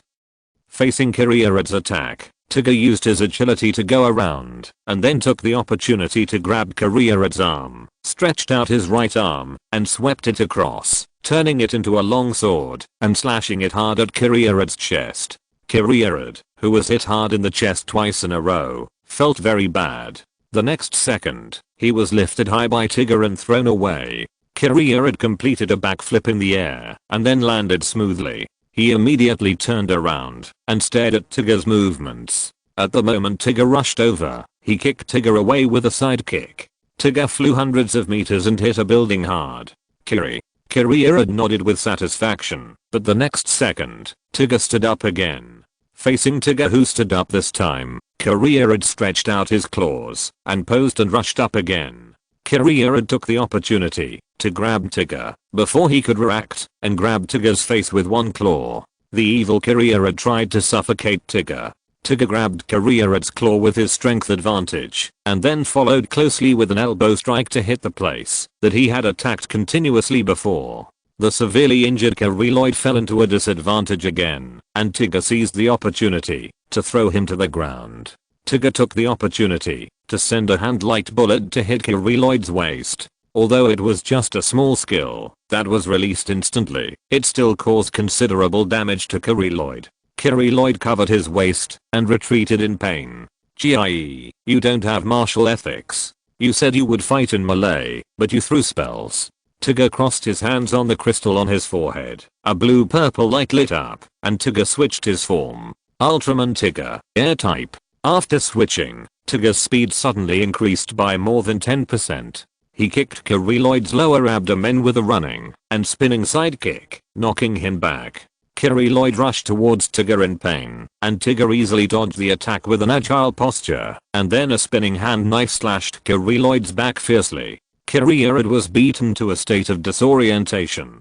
Seeing this, Tigger jumped up from the spot and hit Lloyd's head with a heavy kick. Sparks flew everywhere, and Lloyd was dizzy. Then Tigger swept his legs and hit him with his hands, making it difficult for Lloyd to fight back. Throughout the whole process, except for Tigger's scraping, there was not even any deficiency. Yes, except for the scraping. Finally, Lloyd seized the opportunity and hit Tigger hard with a fireball. "Ah, I'm going to die." Tigger was repelled by a fireball. It was originally just an ordinary repelling fireball, but it caused great pain to Tigger, and the place where it hit was even more painful. The aerial type has a nerve reaction speed that is dozens of times faster than the ordinary type, in all aspects. "I think I understand," Hikari said, although the aerial type of Tigger is terrifyingly fast, compared to the composite type with balanced abilities. Although the aerial type is faster, the cost is that other values have decreased. For example, defense? Peter asked, is it the advantage of speed and agility in exchange for the disadvantages of defense and strength? In fact, there are other possibilities. Bruce Wayne said, did you notice the hint given in the screening room? The aerial type has a nerve reaction speed that is dozens of times faster than the ordinary type, in all aspects. In other words, the sensitivity of the aerial type's pain nerves is dozens of times that of the other two forms. Strange said, this is easy to understand. It's not that the aerial type's defense has decreased, but that the pain has increased. The attack that was originally painless instantly turned into an extremely painful injury, after being magnified dozens of times. This is also a kind of balance. Then based on this inference, I definitely think it's better to use the composite type to deal with enemies like the Lloyds, whose various attributes are relatively balanced. Bruce said, the pain of the aerial type is too strong, and the powerful type is slower. Since the enemy's attributes are relatively balanced, then use the same method to deal with the enemy, and find an opportunity to switch forms, and kill with one blow. After all, the opponent is not a monster like Melba that is so fast that it defies the heavens. If you don't use the aerial type, it is indeed difficult to catch up with a speed of hundreds of Mach. The Lloyd took the opportunity to catch up, and kicked Tigger's waist with a whip kick. Kidney killing guy. The energy indicator light on Tigger's chest began to flash red. Dagu regretted it now, regretted it very much, and regretted it very much. What a tactical mistake. I should have fought in the red form. Tigger said that, as long as the next opponent is not a monster like Melba, that can cross half of the Pacific Ocean in 3 minutes, he will directly use the red form. However, he has to get past the guy in front of him first. Ultraman Tigger. The voice came. It was Lina. You absolutely cannot lose. If you're listening to this novel on a channel other than Fanfic World, it means they downloaded and uploaded it without effort. We cordially invite you to visit our channel, Mundo Fanfic Novelos. There you'll find the original version of this story and you can explore many other novels of various genres. We're waiting for you to immerse yourself in a world of incredible novels. Chapter 459 Ultraman Tigger, The Devil's Prophecy. Ultraman Tigger. I have always believed that you will protect us, the human beings on Earth. Please stand up. Hearing the encouragement, Tigger felt that he had strength in his body again. He rolled over to avoid the holy flame bomb of Lloyd. He quickly stood up and posed to charge forward. A blue light was shot out from Tigger's hand, exploding endless frost above Lloyd's head. Tigger quickly switched forms, from aerial form to composite form, and he would never use this painful form again. Frost fell, and Lloyd was put on the ice debuff. Tigger, who switched to composite form, crossed his hands, pulled back, and finally spread them to the left and right to collect energy. His arms formed an L shape, and released white light. Zappy weird light. Boom. Kiri Lloyd turned into one shattered ice. Thank you, Tigger. Captain Narumi looked at Tigger, who nodded and flew away. Amid the cheers, Digjing discovered something was wrong. Where's Dako? Just as everyone was puzzled, Dako waved his hand and ran over from a distance. Captain. Ultraman Tigger, The Devil's Prophecy, The End Next. Ultraman Tigger, The Devil's Trilogy, The Judgment of the Devil. Did the Kiri Lloyd turn into that human, or was he possessed by the other person? Bruce Wayne asked suddenly. Logan, that must be a transformation. That Benkyo has been dead for 3 years. If he is not well preserved, only bones will be left. Captain America, could it be a fake death? Constantine, I think it is more likely to be a resurrection. When the other party just died 3 years ago, he possessed Mitsuo Bankyo. Maybe Mitsuo Bankyo's death is inseparable from the Kiri Lloyd people. It is even possible that Mitsuo Bankyo is a believer of the Kiri Lloyd people, who took the initiative to sacrifice and gave his body and life to his master. Bruce Wayne, there is no conclusion yet. Don't jump to conclusions. If you transform, can you completely copy everything about the other party? Even the fingerprints are the same as the original. Magneto, of course. We mutants have this ability. Her name is Raven. She can copy everyone she has seen. According to our tests, even the pupils and fingerprints can be exactly the same.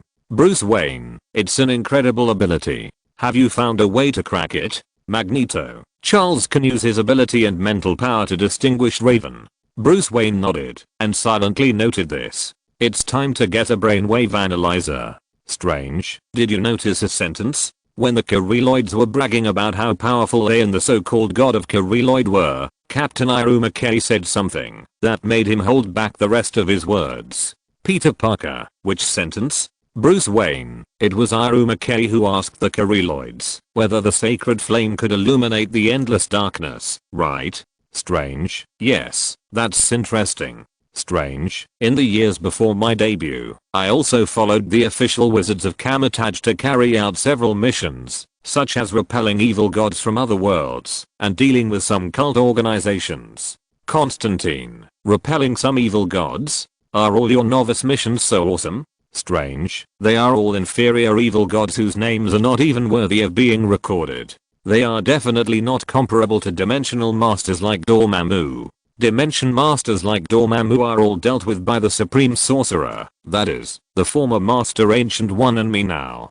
Strange, when I was clearing out some cult organizations, I noticed that they all had one characteristic, that they were stubborn and boastful, and they wanted to make the evil god behind them punch a Shuto and step on Sitorak, even though the master behind them could not survive more than 3 moves when facing one of the 3 great temple guardians. Strange, but they obviously think that the master behind them is very powerful, but when I asked the Kiri Lloyds back, the Kiri Lloyds were obviously blocked and could not even answer, so they could only forcibly change the subject. Strange, the sacred flame represents the god Kiri Lloyd, so what is the boundless darkness? Bruce Wayne, they once said that they had come to Earth before this huge body, that is, Tigger, appeared on Earth, so why didn't they rule the Earth directly? Bruce Wayne, we can assume that they want the faith of the Earthlings, but they have not made any move, just waiting. However, a week after Tigger appeared, these guys showed up and said that Tigger was redundant. We may understand that Tigger's existence made them feel threatened. They don't want humans to believe in Tigger, so they questioned whether Tigger wanted to be the patron saint of humans. Constantine, do you remember another point? As for Yalian, the earth changed, the giants reappeared, and they did not show up when Melba and Galzan appeared. That was a good time to harvest faith, but they did not make any move, but waited until Tigger appeared and followed them out. This is interesting. I think they have been to the earth before, but were forced away by something, or driven away for some reason, and now they are back. Constantine, and that thing is the so-called infinite darkness. Thanos, then, the so-called infinite darkness should be the last enemy in Tigger's story. Wanda, hey, I was just about to say this. Wanda, by the way, why do evil gods, darkness, and rebellious teenagers from Asgard like to come to Earth? This world also has space-time waves. Loki Odinson, who are you implying? Strange. According to the records of Kamataj, the Earth is special and is the center of the universe. Strange. It's actually very interesting. From the perspective of Earthlings, the Earth is just a grain of dust in the universe, but from the perspective of higher beings, the Earth is the center of the universe. Strange. This is also the reason why evil gods such as Dormammu desperately want to come to Earth. Tony Stark, in the universe of the Kingdom of Light, the Earth has space-time waves. Our universe, you also said, that our universe is the center of the universe. Constantine and Bruce's universe is not clear, and the Tigger Earth. First the Kereloids came, and then there was some boundless darkness. The Earth is indeed somewhat extraordinary. Regarding the color of Tigger, it may be due to different perceptions among people, or it may be that there is something wrong with my computer. I listened to you, and it was purple, but the light emitted by the crystal on Tigger's head when he switched forms really looked blue to me. The composite silver, red and purple, this is indeed, but I still think it looks blue in the aerial form. So I changed it to blue purple. So let's ignore this problem. Chapter 460 Ultraman Tigger, Devil Trilogy, Devil's Judgment. Thanos, as soon as you said that, I realized the unreasonableness of your Earth. Thanos, what do you think of the strength of my subordinates? Wanda, the group of crouching dragons and phoenixes under your command? Just so. Thanos, but their strength is considered top-notch in the entire universe. Wanda, are you sure? Wanda doesn't think so. That Ebony Maw was shot in the head by Stark's laser cannon and the wizard's portal. The remaining few were just so, and didn't pose any threat at all. Even in the show, they were just so. General Corvus injured Vision with a sneak attack, and then fought Vision 3270. In the end, the sneak attacker was finally sneak attacked, and Vision shot him in the heart with his gun. Proxima Midnight, who had never fought a close combat with a wizard like himself, was hung up and beaten by Captain and Natasha, and finally was crushed to death by his wheel. Black Dwarf, this one died more miserably. Wanda didn't know how to evaluate it. That is, they said he was more powerful and stronger. Ebony Maw, this one died the most miserably. Whether it was shown or in reality, it was miserably. The above is Wanda's evaluation of the Black Dragon and Phoenix. Thanos, so, this is the problem. Each of them is a strong man in the universe, but on Earth, a planet with a technological level so backward that it doesn't even have space jump technology, there are countless strong men who can compare with them. Thanos, this is unreasonable in itself. Often, several star regions can't produce a strong man who can fight with the dead blade, but there may be many on Earth. Thanos, if you expand your vision, the so-called 9 realms of the Asgardians have successively had the 2 powerful fathers, the Supreme Sorcerer and the God King Odin. As far as I know, there are also mysterious existences such as Vishanti and the World Tree. Thanos, such a terrifying Linux gathered in the 9 realms, even a small Earth. Is this reasonable? The video continues. Ultraman Tigger, Trilogy of the Devil, Judgment of the Devil, starts. After a long time. In the square, a reporter and a photographer were conducting an interview. "Miss, I'm sorry to bother you." The reporter asked, "Excuse me, do you know anything about angels?" "I know. I heard that you can see angels here." The reporter then interviewed several passers-by one after another, and the answers they got were all that they knew and came to see the angels. "I've seen it. That angel is shining with holy light. I believe that angels must be by our side to protect us." Victory Team Base. Captain Iruma Hui's face changed when he saw the old man being interviewed, and he stood up to leave. "Captain, who is she?" The observant Dako asked a question with low emotional intelligence. "You don't need to know who she is." Captain Iruma Hui returned to the dormitory and picked up the photo frame on the table. It was her son. Just then, the smart assistant sent a message notifying her that she had unread email. "Who is it from?" The sender's ID is not indicated. When I opened the email, I heard a child's voice, "Save grandma, please save grandma. Zisshu." At the same time, a stream of light flashed on the square where angels were said to appear. Now a huge white image has appeared in the sky in the center of the city. Is this the angel that the citizens mentioned?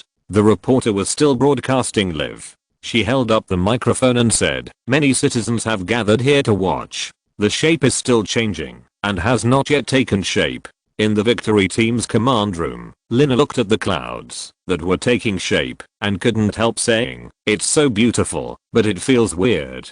Jujing saw the clouds on the screen and immediately asked Nori, who was standing next to him, "Nori, can the image be projected into the sky through holographic projection? There should be no problem. Don't use so much light energy. It will definitely attract the attention of the Intelligence Department's Management Center." Hearing this, Zanfang said, "Nori, call the captain over." Command.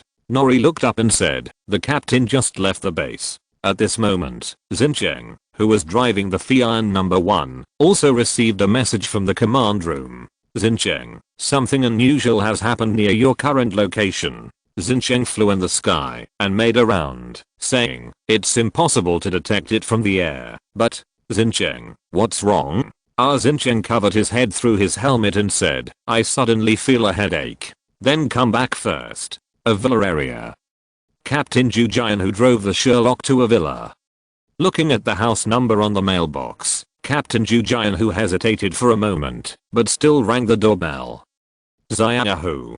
Just then, an old voice sounded behind Captain Zhu Jian, who turned his head and saw an old woman walking slowly. The old voice was reflected by the dead tree behind him. Even though it was 3/4 afternoon and the yang energy was strong, it made people feel cold. "Long time no see." Faced with a sarcastic and ill-intentioned old man, Captain Iruma Hui actually apologized directly. "I'm sorry. I understand. You are the captain of the victory team and have been very busy, but you will be able to relax soon."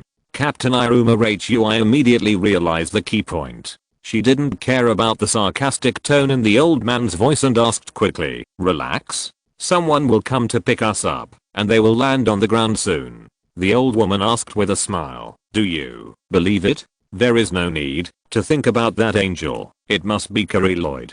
Constantine said without hesitation, "I now suspect that the Christianity in that world was created by the Kiriloids." "Are you really okay to say that? What am I afraid of? If I have the guts, let him come here to catch me." After lurking for a long time, the Kiriloids are planning to officially invade the Earth on a large scale. The video continues. The old woman was smiling and amiable, but she gave people a biting chill. Maybe Shengren will come back with them. Hearing her mother-in-law going more and more outrageous and even becoming possessed, Iruma Hui couldn't help but said, "Shengren will never come back. He's dead."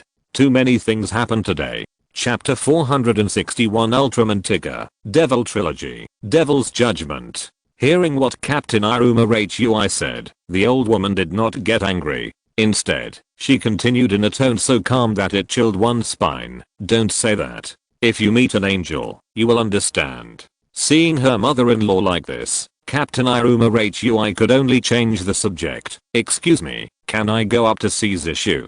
The old woman did not speak, turned her head and left. Screening room barrage. Wanda. Captain Iruma Hui has a hard time. She has to bear the heavy responsibility of protecting the Earth, and her husband has passed away, and her relationship with her mother-in-law is not good. She even has to ask carefully before she can see her own son. Captain Iruma Hui went upstairs gently and knocked on the door of the room. She leaned in and smiled gently at the child inside. Zishu. Seeing her son ignoring her, Captain Iruma Hui could only say softly, "This won't do. How can you just enter the TPC computer? But you're really amazing. You actually passed the security check." Captain Iruma Hui said, "I'm sorry I haven't been able to see you." Zishu turned his head and said, "Grandma." After he finished speaking, Zishu turned his head back. Iruma Hui subconsciously followed the direction of Zishu's gaze, but saw that her mother-in-law had been standing at the door of the room without her knowing when, and her almost completely black eyes stared at Iruma Hui coldly. "I will take good care of Zishu. Please go back." Seeing that her mother-in-law had ordered her to leave, Iruma Hui had no choice but to return. Next to Sherlock's car, two people suddenly appeared. It's you two. Dagu and Lina, one wearing a dark silver flight jacket and the other wearing a red down jacket, looked particularly well matched at the moment. Dagu explained, "The commander said that the two of us can move freely. It's just a coincidence. We just happened to pass by." And then we happened to see Sherlock's car parked here, right? Captain Iruma was also amused by what the two said, but at this moment, Tomoki suddenly ran out. It's not just Grandma. Zishu said, everyone has become so strange. You mean, those who saw the angels? Don't worry. Daegu went over and assured Zishu, with our victory team, we will protect everyone. At the riverside, Lina asked, Zishu is a really sensible child. Why don't you live with him, Captain? Faced with Daegu and Lina, who were like younger brothers and sisters in front of her, Captain Iruma did not hide it. She said, when Zishu's father died in an experimental accident, I couldn't come back immediately. At that time, I was at a monitoring station in Brazil to decipher an alien communication signal. You must be in pain, right? Faced with Lina's question, Captain Iruma turned her head and smiled and shook her head, saying, in fact, the most painful one is Zishu. I think you can understand, right? I have never entered into the responsibilities that a mother should enter. I don't know how to communicate with that child. Iruma Hui walked along the muddy riverbank and said, when Grandma Zishu took Zishu away, she told me that she would never let Zishu see me again. But she was really strange today. At the same time, Daegu, who was following in the distance, turned back suddenly. I saw a woman in a brown robe appear on the grass in the distance, and she shouted two words to Daegu, Tigger. Daegu didn't have time to think about it and hurriedly chased after her. But at the moment he rushed into the forest, Daegu was successfully ambushed. In the square, countless residents gathered here, and many people also spontaneously made angel peripherals, a pair of small white wings, and carried the wings on their backs, looking up at the sky. In the center of the city now, the angel has become the focus. It was still the previous press corps, and the reporters continued to report very professionally. Today, many citizens gathered here, waiting for the angel to come down. Everyone is very pious, some are holding angel dolls, and some are wearing angel wings. Victory Team Base. Seeing this, the signal on the big screen of the Victory Team Base suddenly interrupted. What happened? Daijing scratched his head in confusion. Is the antenna broken? In response, Xinsheng said, my head hurts more and more. The radio waves are interfered with. Trace the signal transmitter immediately. It's the cult again.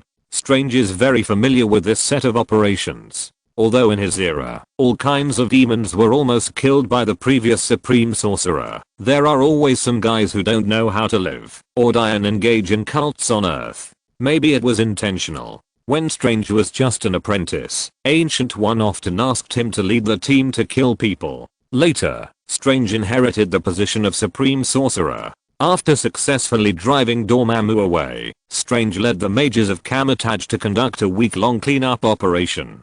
History calls it Kamatage's first campaign to eliminate demons and fight crime. He cleaned up all the cults on Earth, all kinds of messy things, and even hell, who was half of his own, was not spared. He led people to clean up Mephisto's arrangements on Earth. In the long-term cleanup work, Strange also gained a lot of experience. There are only a few ways for evil gods to absorb faith. The most basic one is to show miracles, and to show their power by showing miracles, and then attract believers. The so-called angel on the screen is the same. Compared with those demons, Kamatage's attitude towards heaven and hell is actually better. After all, heaven and hell are both half of their own people, because these two planes are secondary dimensions of the earth, and they are both attached to the dimensions of the earth, so they can still cooperate. At least if something really wants to blow up the earth, God and the demon lord in hell will definitely not agree. As for the others, you, a stinking outsider, want to come to our earth to beg for food! Exclamation mark. Crawl. The video continues. In a tunnel, Daegu was hit hard by a woman in a brown robe with an electric ball. Tigger's power still strengthened Daegu's body. If an ordinary person had been hit by such a set, he would have died long ago. Daegu was fixed to the wall by the opponent. When he opened his eyes, his superhuman vision allowed him to see some things that ordinary people could not see. For example, a soul body that looks very much like a Kiriloid. Right square bracket. Chapter 462 Ultraman Tigger, Devil Trilogy, Devil's Judgment. Humans are such pitiful creatures. The Kyriloid who remained in human form said, "The stupid ones make people laugh, and the fragile ones make people feel sad."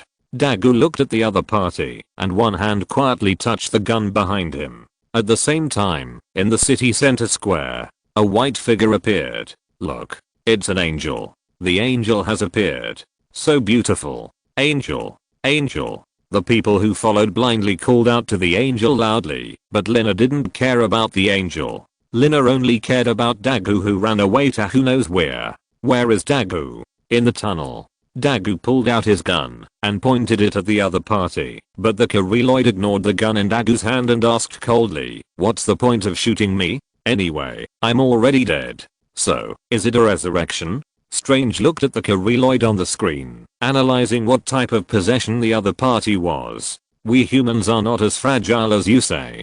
Faced with Dako's struggle, a Kyriloid soul sent out an electric current, knocking Dako back against the wall again. At the Victory Team base, Nori has begun a comprehensive analysis of this so-called angel. There is no mass reaction, but it has formed a very strong magnetic field. Just then, a familiar face appeared on the screen again. It was Mitsuo Atabashi who was once possessed by the Kyriloid. The day of the final judgment has finally arrived. Mitsuo Atabashi began his speech. "If the real demons are not eliminated, humans will suffer the fate of destruction." The real demons? Hearing this, Magneto couldn't help but say, "Aren't the real demons themselves?" A door is about to open. Mitsuo Atabashi stretched out his hand to make a gesture of opening a door and casually clasped his hands together with his fingers interlocked. Then it's time to accept the judgment of the angel. At Zishu's home, Zishu's grandmother was talking on the phone with someone. "Listen to me, I know this best. The real devil is Ultraman Tiga. Since the appearance of that giant, what has the whole world become?" Under the red light, Zishu's grandmother looked extremely scary. "What's the reason?" Peter's face was broken. How could he think that the police were at fault just because a criminal appeared? Exclamation mark. Ordinary people don't know the prophecy of Yalian. Bruce Wayne could only smile bitterly and comforted. Besides, even if it was us, if we didn't know all these premises, would we really not doubt Tiga? "I won't," Peter said with a firm expression. "I will never doubt a person who saved my life." Looking at Peter's appearance, Bruce didn't say anything, but continued to look at the screen, fooling the public and striking a blow to their souls. Strange sneered and said, "These guys have really taken psychological tactics to the extreme. They just can't stand seeing others do better than they do, and they can't stand seeing others have what they don't have." If Tiga hadn't appeared and gained the support and love of mankind, who knows whether the people of Kyriloid would have thought of ruling mankind. Their way of life has always been to mind their own business, and they are complacent about being different from the people on Earth. They live arrogantly and blindly, and proclaim themselves the king of the world. The appearance of Tiga punctured their self-deceiving and arrogant fantasies, so they became angry and screamed that Tiga was unworthy and wanted to humiliate and destroy Tiga. The entire screening room was angry at the shamelessness of the Kyriloid people. If you had defeated Tiga by your own strength, then everyone would at most feel powerless and regretful. However, you, who go around smearing and showing off when you can't beat others, successfully aroused the anger of the entire screening room. Thanos especially despised such shameless behavior. For him, failure was not terrible, but such mean behavior was particularly disgusting. The first person who could mobilize the anger of almost the entire theater was the Kyriloid. In the dusk, Itabashi Mitsuo, no, it should be said that the Kyriloid was still preaching. This time the content was even more direct. "The devil is Ultraman Tiga." A woman holding an angel statue asked, "Is Ultraman Tiga the real devil?" Then, as if she was asking and answering herself, she began to shout loudly, "Devil, devil, devil." And the people behind her also began to shout, as if they were inspired, "Devil, devil, devil." This is the limitation of ordinary people. They are too easily agitated. Bruce Wayne said, "Exaggeration, constant repetition, and firm statements, and absolutely no way to prove anything by reasoning, are the only way to convince the masses." How ridiculous. Looking at the agitated crowd around him, Captain Iruma immediately understood. Tiga can't deal with him. Yes, Tiga, who once defeated the Kiriloid people, was judged by Captain Iruma to be unable to defeat the Kiriloid people this time. It's still that tunnel. The Kiriloid continued, do you want to fight against the great god Kiriloid as a human? You are overestimating yourself. Hurry up and become Ultraman. The Kiriloid stepped on Dako and trampled on him. Humans are not fragile. Seeing that he could not defeat Dako with words, the Kiriloid sneered and turned away. Then, they will let this ungrateful guy see the power of the great god Kiriloid. Dako held onto the concrete wall of the tunnel and walked out tremblingly. He finally met Lina and the captain who had been looking for him. Team Dako, are you okay? The Kingdom of Light. What do the Kiriloids want to do? They just verbally attacked Dagu and left. Seven said, those aliens who fought against me on Earth would steal my transformation device. The Ultra brothers were a little speechless. You were the one who was robbed the most times. The most annoying thing was that the routines of being robbed were almost the same every time. Shameful. Constantine, I guess these guys want to steal Faith, so they have to defeat Tigger in public in front of everyone. Constantine, if you want to steal Faith, the effect of just talking is definitely not as good as direct action. Therefore, the Kiriloids will definitely defeat Tigger in front of people. This is their plan. Bruce Wayne, first, verbally attack and sneak attack the human body to make Dagu physically and mentally exhausted, and then spread the dazzling light to make the people on Earth no longer believe in Tigger, killing people and destroying their hearts.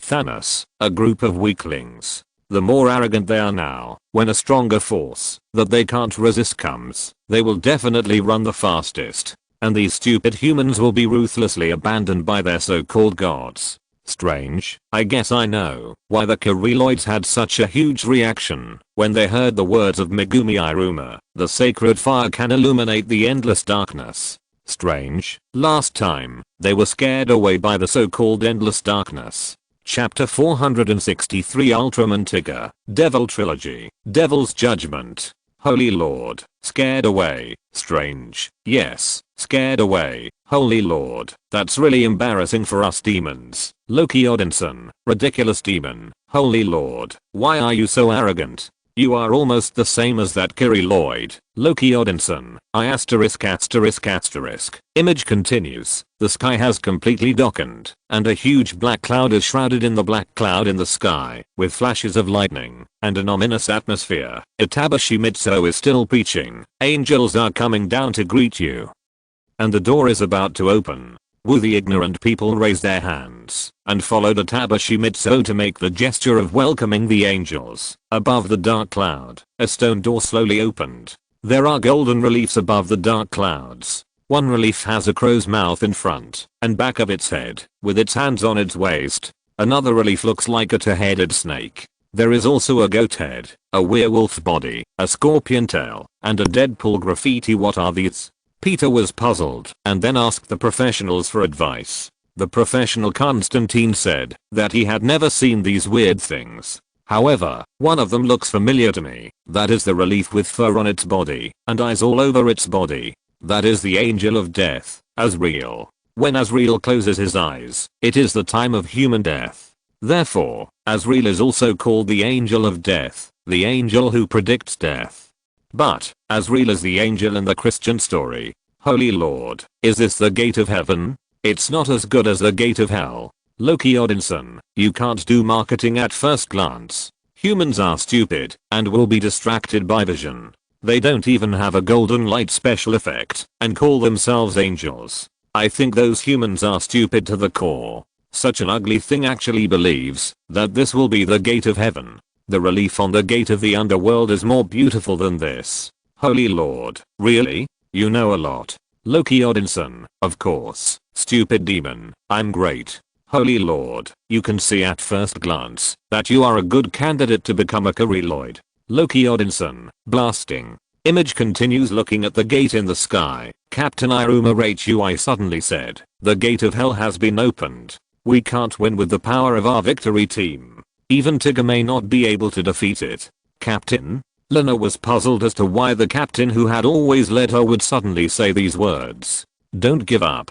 Because the Sherlock car can only seat 2 people, Daegu, who could only follow the car, even though he was injured, said, even if Ultraman is very powerful, if humans do not believe in his power, he cannot turn into light to fight. When Daegu said this, Captain Iruma-Kei looked at Daegu with completely different eyes. He blew himself up. He blew himself up.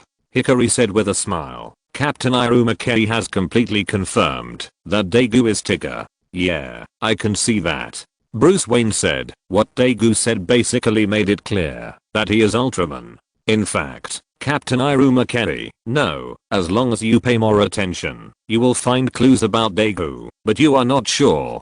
Hikari said, after all, the gap between Ultraman Tigger and humans in their hearts is too big, and it is difficult to connect humans and Ultraman together.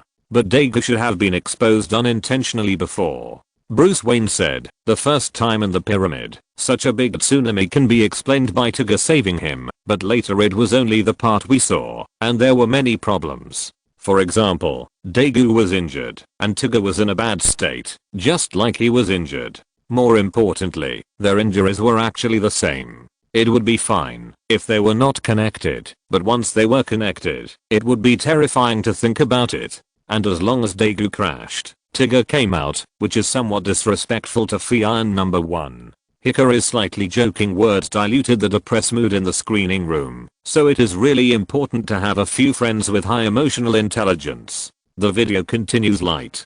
Captain Iruma-Kei nodded and didn't ask any more questions. Flying Swallow number 1 and Flying Swallow number 2 quickly rushed to the battlefield. On Flying Swallow number 2, Zhang Fang heard the message sent by Iruma-Kei. Commander, you must not let that door open. That is the door to hell. If it is opened, they will launch an attack. I'm glad that you have finally returned to the team. Zhang Fang nodded and said, victory team, do your best to stop their invasion. Understood. Got it. Because his good brother Daegu was not there, Xincheng drove Flying Swallow number 1 alone.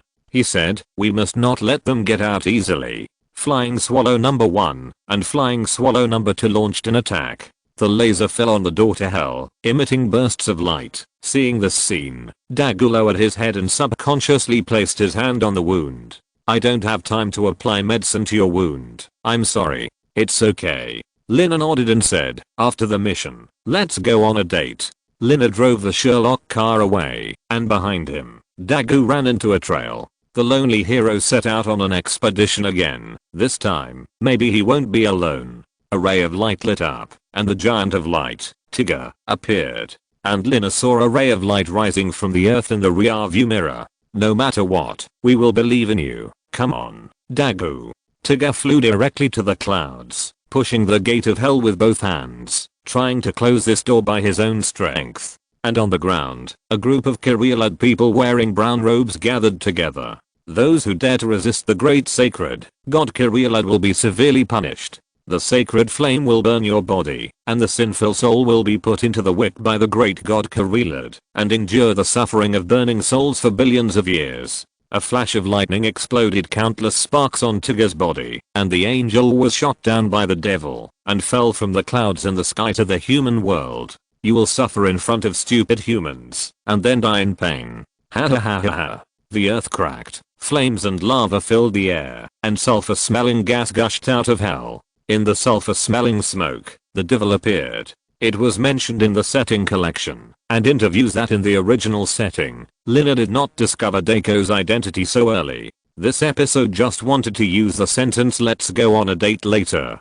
to show the character's personality. However, judging from the actual performance of the actors, it seems that Lina already knows the truth. So the screenwriter Chiaki Kozuki changed the script after the broadcast of this episode, setting Lina to know that Daeko is Tigger since episode 25, and unfold the subsequent plot based on this. So what Lina said to Daeko later was not a test, but like the final confession, she already knew that he was Tigger, and hoped that he would not bear it alone, but tell himself and everyone. Chapter 464 Ultraman Tigger, Devil Trilogy, Devil's Judgment. This time, the pattern on Kyriloid's face formed a smile. This smile not only represents Kyriloid's affirmation of his own strength, but also mocks Tigger's weakness. Kiri. Lloyd kicked, but Tigger twisted his body to avoid it. Compared with the last time, Tigger's strength has also improved. But it's not enough. In front of Lloyd this time, it's not enough. After only a few rounds of fighting, Lloyd seized an opportunity, clamped Tigger's arm, and then punched Tigger's joints hard. Check. Tigger screamed, and was then slapped away by Lloyd. Then, looking at Tigger who was thrown away by him, and fell to the ground, Lloyd took a run up and jumped, aiming a claw at Tigger's face. Tigger quickly twisted his body, and rolled on the ground to avoid the claw. If he was hit, Tigger would be crippled if not dead. Tigger took the opportunity to get up. This time he also found that the strength of this Lloyd was much different from the one he met last time. Lloyd seized the opportunity and swept across with a whip kick, hitting Tigger's ribs hard. Tigger wanted to kill the enemy, but he was even unable to deal with it. I looked at the almost one-sided battle and said, this time, the Lloyd has overwhelming combat power to suppress Tigger. But this does not mean that they are going to surrender. Fire. Fully support our comrades. Yes. Spiral gun. Fire. Shinjo. Fire. Got it. Shinjo aimed at the back of Lloyd, and Fian number 1 emitted an emerald green laser and hit Lloyd accurately. But this kind of damage is worse than scraping. The Lloyd laughed loudly, mocking Tigger's weakness and the whims of these humans. Just then, a thicker and bigger beam of light from the nearby Fian second hit the Lloyd's head. Texas cannon hit the target. This time, the Lloyd was hurt. It really hurt. At least the sparks were much bigger than before, and it seemed that the Lloyd's eyes were injured. The angry Lloyd roared and slapped Fian second with one palm, but was pulled by a silver hand. It was Tigger. At this moment, Tigger seemed to have regained his strength. Perhaps it was the help of his teammates that allowed Tigger to regain his strength again. Tigger's other hand also tightly grasped the Lloyd's feet, and with both arms, he threw the Lloyd to the ground. Tigger, who had used too much force, and felt a burst of pain in the joint of his arm, had no time to think about it. He rubbed his arms briefly, then crossed his arms with the crystal on his forehead. In the Tigger crystal, a red light lit up, and Tigger's body turned red. Ultraman Tigger, powerful type. Kiri. Seeing this, the Lloyd did not panic, but instead made a cry similar to laughter. Then, it went up, and exchanged fists with Tigger, but was slightly inferior and temporarily fell into a disadvantage. Tigger shook the hand that had previously fought with Lloyd. This was his intact arm. He also suffered a little loss during the fight with Lloyd, but generally speaking, it was not a big problem, and the advantage was mine. Dagu thought that this would be a tough battle, but the next second, a scene that almost made him fall into despair appeared. Kiriarad took the same pose, and then a faint green light poured into the heart-like organ in Kiriarad's chest from all directions. The next second Kiriarad's muscles swelled, his body became stronger, his arms and calves had sharp armor strength, and his wrists grew dagger-like blades. Kiriarad, violent form. It seems to have become stronger. The changes in Kiriarad also aroused the emotions of the audience in the theater. I have always watched Ultraman transform and switch forms, monsters, and aliens. This is really the first time. Kiriarad, violent type. Peter instantly connected it with Tigger's power type. One is powerful, the other is violent, and both have enhanced their strength. Kiriarad is intentionally transforming and strengthening himself against Tigger. Logan, I thought the Kiriarad just casually strengthened himself and came back to give up their heads, but they actually analyzed Tigger and came up with a corresponding fighting style. Bruce Wayne, the Kiriarad are not just one person, but a whole tribe, and there is also the existence of the god of Kiriarad. It is normal that they can develop different abilities against Tigger's 3 forms, but if Tigger wants to win, it will be too difficult. Wonder, but, if I remember correctly, Tigger only used the composite type and the aerial type last time. Now why did the Kiriarad directly take out the violent type against the power type? Bruce Wayne, because they are a tribe that knows how to lurk. I guess they must have been observing Tigger for a long time. Strange, yes, although Tigger did not show a strong form in the battle with the Lloyd, Tigger must have encountered a monster like Galzan in the battle, and maybe it was Galzan that was beaten. In this case, the Kiriloid does not even need to test it personally, just spend some time to observe Tigger's ability. Diana Prince, the initial state of the Kiriloid has the ability to suppress the composite Tigger in speed and strength, and the initial state can also fight with the strong Tigger. How strong is the violent form of the Kiriloid? Exclamation mark. Captain America, the answer can only be stronger. Yes, stronger. The screening room gave the data of the violent form of the Kiriloid. When everyone in the screening room saw the data given by the screening room, they were all stunned. This is too strong. How can Tigger win? Kiriloid's violent type is different from Tigger's violent type, which strengthens another attribute by reducing a certain attribute. Kiriloid's violent type has an additional enhancement on the original basis. In other words, on the basis of the basic form that originally suppressed the composite type, the power was additionally enhanced. Chapter 465 Ultraman Tigger, Devil Trilogy, Devil's Judgment. Everyone knows what this is. Originally, Tigger's speed was a little behind the Kiriloid's, and now, on top of the original speed, it has also increased its strength. How can it be defeated? Loki Odinson, I wonder why the Kiriloids have a violent form, and they have to fight with Tigger's powerful form before switching. It turns out that it is to put pressure on Tigger. Loki Odinson, originally, after Tigger switched to the powerful form, he found that the opponent's strength was only a little weaker than his, and the pressure in his heart was enough. Now that the opponent has switched forms, his mentality is even more explosive. Loki Odinson, this is a psychological tactic. Wonder, is this why he fights? Deliberately put pressure on Tigger. Thanos, in battle, mentality is very important. You can also see this from countless previous videos. Different mentalities have different effects on combat effectiveness. For example, anger can increase strength, but it can also lead to a decrease in one's rationality. Thanos, despair is the most influential factor in combat effectiveness, and Tigger's fear of the enemy is the second. Thanos, before the battle even begins, I'm already 3 points scared. Even if I can exert 7 points of my strength, it would be good. What's more, Tigger's own strength is much weaker, and he is injured. Thanos, the Kiriloids are going to kill people and destroy their hearts. The video continues. When the Kiriloid switched to a violent form, Tigger's body trembled. Although I don't know what changes have taken place in the other party, and what to call the other party's current appearance, it is obvious that the tendon meat and sharp claws are definitely not changed in vain. The Kiriloids twisted their necks and swaggered towards Tigger slowly. He is still putting pressure on TMD. Faced with Tigger who was in a defensive posture, the Kiriloids walked swaggeringly at this moment without any intention of defending, just like strolling around the street.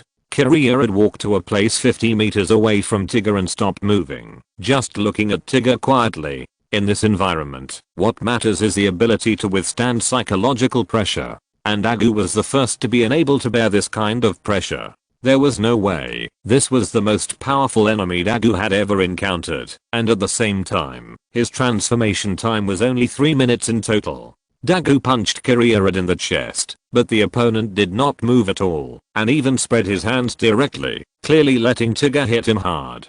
Come on. Kiriya even pointed at his head and said, hit here. Tigger took a step back, clenched his uninjured left fist, and a stream of energy gathered in his left fist. Tigger, armor-breaking lightning fist. A fist with terrifying power and armor-breaking damage directly hit Kiriya's chest. Kiriya's face changed when he saw the punch. I asked you to hit me. I didn't ask you to use your ultimate skill. Through a year-long observation of Tigger, the Kiriloids have a certain summary of all the skills of Tigger's various forms, and they know how powerful this punch is. That punch back then directly blew up Golzon, who had absorbed the power of lava for more than half a year, and strengthened himself into a lava state. The Kiriloids began to panic. He wanted to run, but he couldn't run. His main god was still watching him at the door. If he ran away, he would not have to live. But at this moment, the Kiriloids did not follow the rules of martial arts and directly projected a video into Tigger's mind. Devil. Devil. Devil. Devil. Ultraman Tigger is a devil. Drive away Ultraman Tigger. Let the angels lead us to the kingdom of God. Angel, please kill the devil and save this world. Tigger's fist loosened subconsciously, and the power of Tigger's lightning armor-breaking fist, which had been fully charged, was also lost by more than half. In the end, it was just a painless punch that landed on Kyriloid's chest. Kyriloid injured the punch and pretended to be unharmed and said to Tigger, "Ultraman Tigger, look." Tigger looked in the direction of Kyriloid's finger. At this time, he noticed that he had unknowingly come to the center of the city, and Kyriloid was pointing at a large screen. On the screen, interviews with citizens were being played. Do you think Ultraman Tigger is a demon? Yes. Ultraman Tigger is a demon. Angels will definitely kill the evil demons and lead us into the kingdom of God. Little friend, do you know Ultraman Tigger? Yes, my parents said that Ultraman Tigger is a bad guy, and the victory team that helped Ultraman Tigger is also a bad guy, but Okay, thank you for your cooperation. The reporter decisively switched the camera to the next person. This sir, Ultraman Tigger is a demon. Watching the interview on the screen, Tigger's body suddenly became weak. It knelt on one knee, its chest heaving violently, and it kept gasping for breath. Braze. This scene successfully made the entire screening room furious. In a short period of time, the entire screening room was furious for the second time, and the Kyriloid successfully made history. After a brief thought, Loki decided to shut up. Although he didn't feel anything about the Kyriloid's behavior, he didn't want to be boycotted by the entire screening room. If he spoke out to support the Kyriloids at this time, no matter who he was, he would definitely be beaten up. When he entered the screening room, Loki finally understood that the screening room itself was a place of fun. The more they made trouble, the happier the screening room would be. Of course, the premise is that they don't make a big fuss. Demon hell. You can still do this. The Holy Lord's eyes flashed red, and he felt that the strange knowledge had increased again. But righteousness will not reduce its power because of the abuse of mortals. Xiao Feng said, when necessary, righteousness will directly affect the mortals' minds, just like it reduces our intelligence. Write it down. Mortals are ignorant. Zealand said, they are ignorant and stubborn. Most mortals will even be influenced by other people's language. As long as they can use it well, they can become our helpers. Zimu, how is the conversation with that alien life? Don't panic.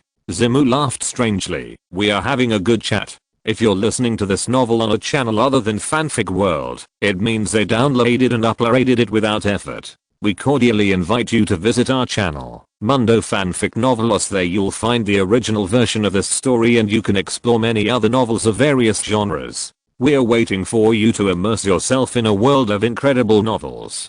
Chapter 466 Ultraman Tigger, Devil Trilogy, Devil's Judgment. The Kyriloid who escaped death still maintained a cold attitude. He said to Tigger in a proud voice, look, Ultraman Tigger, people on this planet don't need you. Tigger slowly stood up and clenched his fists, but his fists were no longer as strong as before. But Tigger did not give up. He still wanted to fight. Because he knew that there were still people in this world who believed in him. Everyone in the victory team, and people in other places who were still willing to believe in him. Tigger stood up. He still wanted to fight. Even if there was only one person in this world who supported me, I would fight for him. The battle started again, and this time, the situation completely became one-sided. When Kyriloid was no longer careless, Tigger completely lost the advantage. The violent type not only had a power far exceeding Tigger, but also had a speed that was much faster than the composite type. It can be said that the current Kyriloid completely crushed Tigger. This is also the psychological tactic of the Kyriloids. They crush Tigger from all aspects of various systems, and then use people's opinions that do not support Tigger to defeat Tigger. Strange said, if Tigger's punch hit the Kyriloid's head before, it would definitely be able to blow Kyriloid's head apart. I guess Kyriloids must be afraid of that punch, so they deliberately played those clips to defeat Tigger's heart. Shameless. But it works. The video continues. Kyriloids easily dodge Tigger's fist. At this moment, Tigger is as slow as an old man's take at 1.2 times the speed. After dodging Tigger's fist, Kyriloids hit Tigger's chest with a claw, knocking Tigger to the ground directly, and he twitched in pain while holding his chest. Kyriloid seized this plan and spread Tigger's miserable situation. He wanted to completely defeat human beings' belief in Tigger.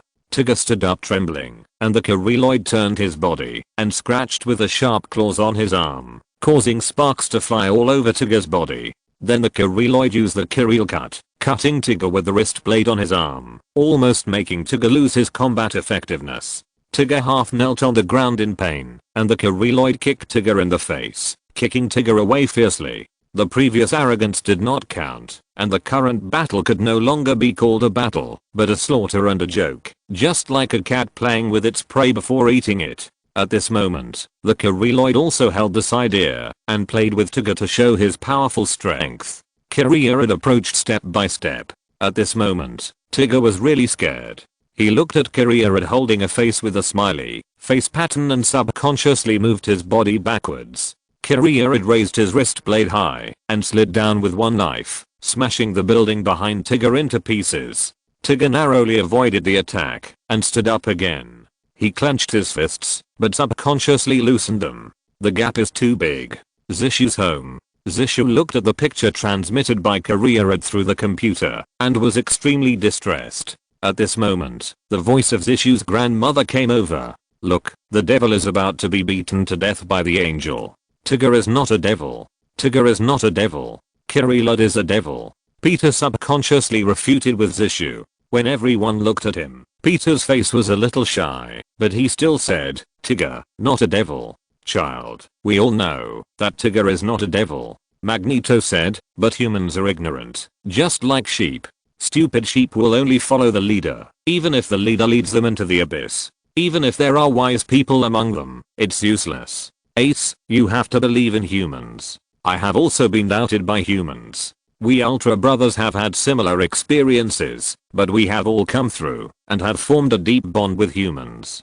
Peter Parker, I have also awakened the form of Ultraman. If I encounter Kyriloid in my world, Ace, then prove yourself with your actions.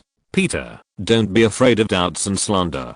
Darkness and filth cannot pollute the light. Bruce Wayne, I still think it is more important to do a good job of public relations. Peter, if you can choose to be a reporter. It is best to open a newspaper or TV station by yourself. Only by seizing the right to speak can you have a chance to fight back. Loki Odinson, in my opinion, you should worship me as your teacher. I will teach you some experience casually, which is enough for you to fool the stupid earthlings. Holy Lord, can't you be polite to them? They say you are a demon, so you kill people directly to establish your authority.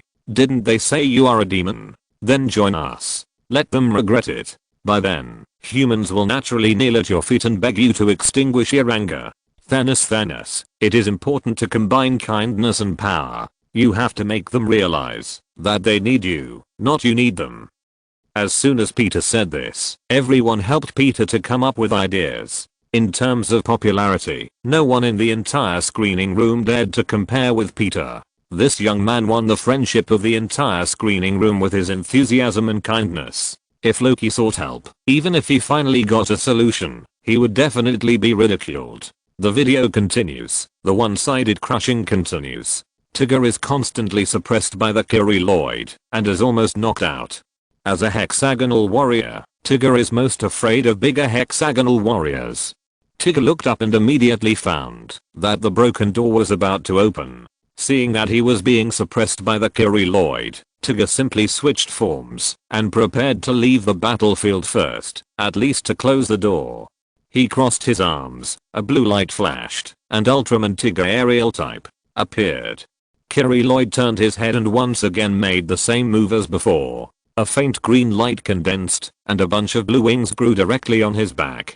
Wings of Kyriloid speeding type. Based on the original, Kyriloid first became a violent type, superimposing the huge force of the violent type on the original initial form. Now, based on the original violent type, a pair of Kyril wings have grown. This is the peak of the nesting doll tactic. Chapter 467 Ultraman Tigger, Devil Trilogy, Devil's Judgment.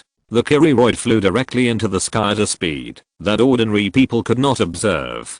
Captain Iruma Kerry, who was just following behind Tigger and could only barely observe the movement of the Kyriloid, immediately explained the enemy's movement to Munakata in the sky. Commander, the Kyriloid has flown into the sky.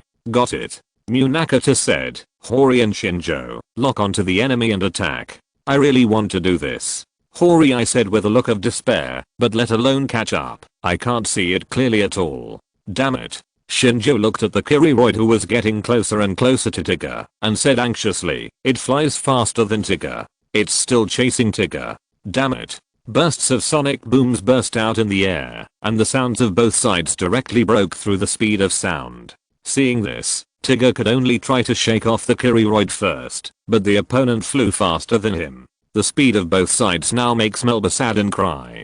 Kiriroid retracted his arms, accelerated suddenly, and directly hit Tigger. In the sky, a blue spark exploded. Tigger's body lost control, and his limbs struggled to fall from the sky. Kiriroid fell down immediately, then folded his wings, and blue flames burned on his feet. I said that the sacred flame will burn all sinners who disobey the great god Kiriroid. Kiriroid's feet were burning with blue flames, and he kicked Tigger higher up, and then kicked Tigger's body fiercely. Tigger, who was originally an aerial type, was kicked by Kiriroid until he fainted. Seeing Tigger fainted, Kiriroid, who adhered to the teachings of the great god Kiriroid, did something that ordinary villains would never do, finishing off the enemy. Sink into the endless hell. Flame hell. Kiriroid raised his left hand high, and drew a full circle in the air. The blue flame turned into a spiral, and finally merged into a blue fireball with a terrifying aura in Kiriroid's hand. The blue-purple fireball flew into the sky, then landed beside Tigger, and merged into the ground. With Tigger as the center, the ground within a few hundred meters, burned with blue flames. No, these flames were the hellfire that gushed out from the ground. One after another, pillars of fire shot up into the sky, and finally a huge pillar of fire rushed out from under Tigger, pushing Tigger into the sky. Ha ha ha ha. This is the fate of those who dared to resist the great Kiriroid. Humans on Earth, the devil Ultraman Tigger has been killed by the great angel. Now, praise loudly and welcome the arrival of God. The gate of heaven will open now. Kiriroid changed back to the speeding type, flew to the clouds, and waited quietly for the gate of hell to open. And Tigger. At this moment, Tigger has fallen to the ground, his whole body was burnt, and there was no sign of life. Tigger, he disappeared in the darkness. Yes, a black mist enveloped Tigger's body. This was the black mist condensed by human malice. This was the black mist that could not be dispelled by physical means. This was human malice. Darkness. Captain Iruma suddenly said, we must use light. We must use light. Command. Give the light to Tigger. Give the light to Tigger. Got it. Dig a well in the new city. Understood. Fion number 1 and Fion number 2 landed quickly in front of Tigger, and the floodlights on the planes were turned on, illuminating Tigger who had lost his light. Does this method really work? Looking at the way the victory team did it, Peter couldn't help but ask, this little energy is totally insufficient. When Maximum was rescued, it took a bunch of satellites to charge, and Maximum Galaxy to rescue Maximum. Now there are only 2 planes. The situation is different. Constantine suddenly said, I have an immature idea. I think the power of Tigger is not only his own power, but also people's faith in Tigger. Faith. Yes, when Tigger's lightning armor-piercing fist was about to fall on the face of the Kiriroid people, the Kiriroid people directly released a video of human interviews to Tigger. Those who no longer trusted Tigger slandered Tigger as a demon. At that moment, Tigger directly weakened. Obviously, this was a severe blow to Tigger's heart. At the same time, from the outside, humans' faith in Tigger was also greatly weakened. I think my idea is similar to Constantine's, but I may have to change the words a little. Hikari continued, the light that Captain Iruma Hui said, is not only energy, but also humans' faith in Tigger, and the light in humans' hearts. Tigger, he won't really be able to wake up, right? This light is not enough. Lina started the Sherlock car, and the headlights were also aimed at Tigger's face, but it only illuminated half of Tigger's face. Looking at Tigger, who was lifeless, and almost like a corpse, in a subsequent interview, Chiaki Ozawa once said that she wanted to write that Tigger was dead here. Lina got out of the car, slowly walked in front of Tigger, stretched out her arms, and hugged Tigger's face. Wake up, please wake up. Lina hugged Tigger's face and burst into tears. Lina, has she already known the identity of Deku? Peter asked. From this point of view, Lena is almost completely sure that Tigger is Daegu, and Daegu is Tigger. It is very likely that in the Lightning Man Annihilation War, Lena asked Daegu why Ultraman Tigger wanted to fight. I guess at that time, Lena had some doubts. Strange also said, so after getting Daegu's answer, Lena was so happy. Logan, I think this is not difficult to guess. With Daegu's fighting style, he disappeared at the critical moment, and then, swish, Tigger came out. I think if the victory team does not doubt Daegu, they will doubt that the monster was summoned by Daegu. Captain America, this is true. Captain America, if a person disappears at a critical moment, if this happens on the battlefield, he will probably be shot as a deserter. Bruce Wayne, the main reason is that the gap between Tigger and Daegu is too big. If we don't have a god's perspective, it is hard to imagine that Ultraman, who has almost divine power, is actually transformed from a person. I'm also very curious about how the Ultraman of the Kingdom of Light hides his identity on Earth. Ace, it seems that we don't hide it. We usually join the Earth Defense Force to better protect the Earth, and then, when the monsters appear, we can find a corner where no one is in transform. Chapter 468 Ultraman Tigger, Flash Hina form. Bruce Wayne nodded. There was no need to make any preparations for this. There was no street in Gotham City that did not have his surveillance cameras. The only problem was that the damage was a bit high. For example, the environment in Gotham was better than that in Syria, and it was smaller than the scale of the Verdun meat grinder. So generally speaking, if the surveillance cameras he placed at noon could last until the evening, it would be considered a success. If they could last until the next day, it would be a miracle. Captain Iruma K looked at this scene and took out the communicator. Nori, help me connect this line to all the communication equipment that can be connected. Yes, I will spread this line right away. Nori immediately took action. In fact, I have wanted to do this for a long time. The big screen in the square, the TV sets in ordinary residence homes, and the car radio in the car. Captain Iruma K's image and voice were instantly transmitted to all places that could be transmitted across the country. I'm the captain of the victory team of the Earth Peace United Organization, Megumi Iruma. Citizens, wake up quickly. In fact, those who call themselves angels are the real demons. Ultraman Tigger has been risking his life to protect us. This time, Tigger is in danger. It is time for us to give him strength. I beg everyone to give Tigger light. Give light to Tigger. Captain Megumi Iruma said this and hung up the call. She has done everything she can. Now, she can only wait. The Kiriloids in the clouds also noticed Megumi Iruma's little move, but he didn't care. In his opinion, all this has become settled. Even if Ultraman Tigger revives again, he can still easily deal with him. Time passed little by little, and the gate of hell in the sky was half opened. The Kiriloid's plan was about to succeed. Captain Megumi Iruma took out the pistol on her waist. Even without Tigger, she would fight to the last moment. Is the end coming? Mongfang took out the laser gun and stood with Iruma Hui. They knew that their power would be completely crushed by the coming Kiriloid army like a mantis trying to stop a chariot. But even so, they will fight to the last moment. Because they are human. Suddenly, a sharp brake sounded, and a family car came here with high beams. A couple got out of the car. The wife was holding a little girl in her arms. The girl was holding a fluorescent stick. The couple each had a flashlight, and the faint light shone on Tigger's face. Tigger, get up. The girl's childish voice called Tigger's name, and at this time, bursts of motorcycle roars followed. A group of riders riding Harley motorcycles came here. They were men and women, and their professions were also different. Doctors, lawyers, teachers, school principals. They had tattoos on their arms, and their seemingly fierce eyes were full of tenderness. We are the Anti-Bullying Motorcycle Alliance. Tigger, stand up. Fuck that bastard. The Harley motorcycle roared continuously, as if trying to wake up Tigger. The headlights of the motorcycle shone on Tigger's body, making Tigger's body, which was originally burned black by the Kiriloid's flame demon hell, seem no longer dark. There was another sound of emergency brakes. This time it was a group of young couples. They came to Tigger with flashlights and towels, illuminated Tigger's body, and cleaned the burnt areas for Tigger. 1, 2, 100, 200. I don't know how many people came from all directions just to give Tigger light. The light emitted by the flashlights in their hands had no effect on Tigger, but when they gathered together, the light in their hearts was enough to illuminate the endless darkness.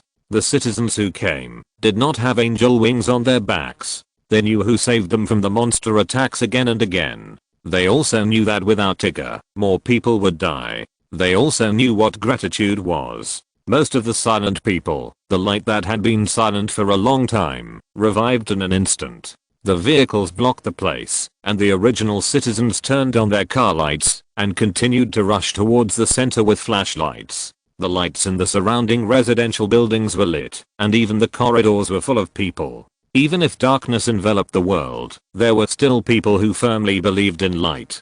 Tigger, stand up. Hold on.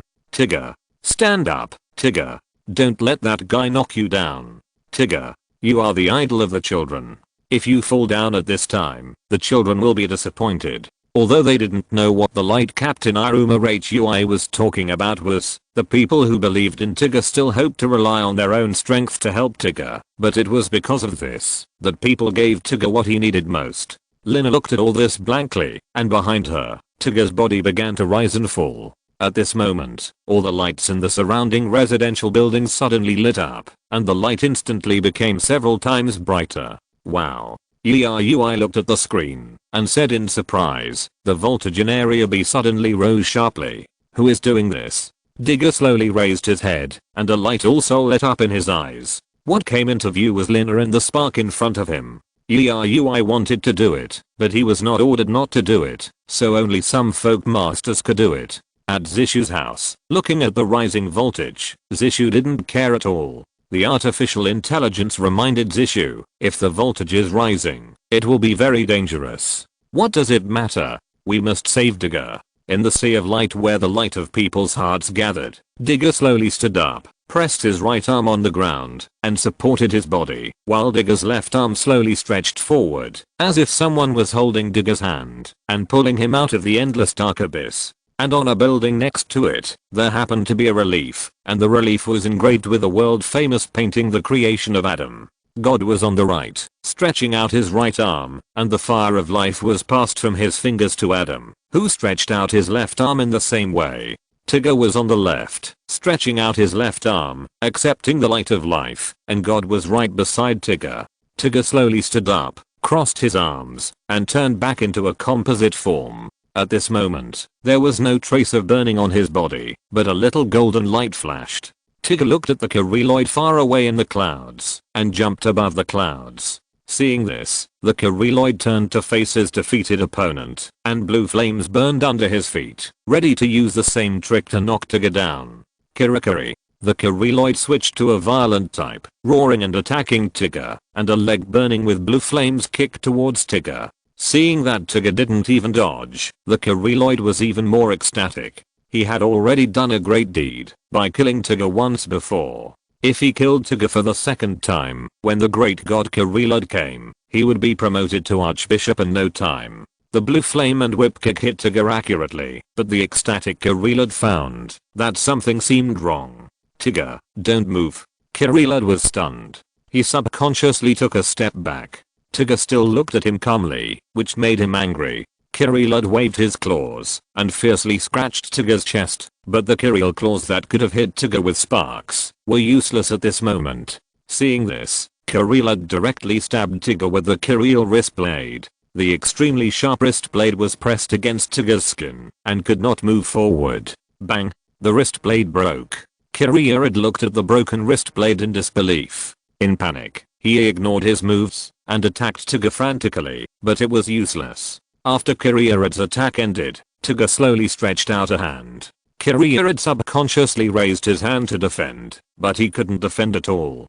Kiriloid, who was thrown into the air by Tigger's big fan and rotated 3,600 degrees, now has only 3 questions. Who am I? Where am I? Why can't I feel my face? Kiriloid, who turned 10 times honestly, fell to the ground, and the pattern on the smiling face was full of fear. Tigger grabbed Kiriloid, and the confused Kiriloid stood up obediently, and then his head was firmly hit by Tigger's whip kick. Looking at the completely fainted Kyriloid who might have had a cerebral hemorrhage, Tigger did not continue to whip the corpse. He just hit it twice to vent his anger. Now there are more important things. Tigger grabbed Kyriloid and threw it at the gate of hell. After a long time of hesitation, it only opened 1/3 of the door and was directly slammed shut. The violent collision made Kyriloid sober up, but now Kyriloid had only one thought, that is, regret, regret, regret very much. Why should I face this scene soberly? Kyriloid hung on the gate of hell helplessly and could only watch Tigger begin to accumulate power. Facing death directly is definitely one of the most terrifying things in the world, and now Kyriloid has to face this fear. Why did you become so strong? At the moment of death, Kyriloid asked this question unwillingly. Everything was fine. I had already defeated Tigger and was just waiting for the gates of hell to open so that I could claim the reward. But suddenly, a group of humans surrounded this guy and shouted a few times, and then he was resurrected with full health and became even stronger. Ridiculously strong, the kind with no limit. Because I have obtained light, the light of humans, which can defeat all darkness. Shining Superior Ray. Shining Superior Ray is Shining Tigger's ultimate move. After some consideration, I changed it to Shining Superior Ray. After all, Tigger is only a Shining Hatchling system now. Chapter 469 Flower Name, Kigila. The gate of hell turned into a huge cloud of fire, and Tigger stood in the cloud. People looked up at their gods, and gods looked down at their beliefs. Tigger gave a thumbs up. Tigger's affirmation point JPG. The darkness gradually dissipated, Tigger flew away, and the road he left was the dawn. No matter how thick the darkness is, it can't cover the light. Ultraman Tigger, The Devil's Trilogy, The Devil's Judgment, The End, Easter Egg, After the War, Captain Iruma Hui returned to Zissou. Captain Iruma Hui's mother-in-law, Zissou's grandmother, took Zissou out. When she saw Iruma Hui, the mother-in-law didn't say anything, but just gently pushed Zissou forward. After investigating, Team Nori found something very interesting. Captain Iruma Hui was dressed in casual clothes, followed by Lina and Agu, the person who invaded the power grid and raised the voltage of the entire B area without authorization. That day lives here. I'm sorry, Mom. I'm sorry. Captain Iruma Hui said with surprise. You finally call me Mom. Looking at the mother and son finally hugging each other, the mother-in-law also lowered her head with tears in her eyes, while Dagu and Lina smiled particularly brightly. It's great, a happy reunion. Peter stretched his body, and this time he was quite distressed. Ace, did you see it, Peter? No matter how crazy it is, no matter how the enemy slanders, there are more or less sober and rational people in this world. They will firmly believe in their beliefs, and will insist on standing by your side.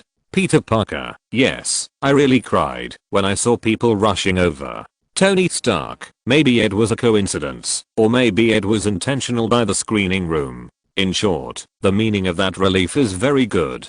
Logan, relief. What relief? Tony Stark, the relief when Tigger was resurrected. That is a relief of a painting, the creation of Adam. You don't need to know too much about the details. Anyway, you just need to know that Tigger's position is Adam, that is, the man created by God, and the other person is God. Peter Parker, is this implying that humans are actually Tigger's god? Tony Stark, maybe it is also saying that humans are their own gods. What saves humans is not others, but humans' own love and courage, as well as the light in their hearts. Bruce Wayne, the voiceover in the screening room, is very well matched.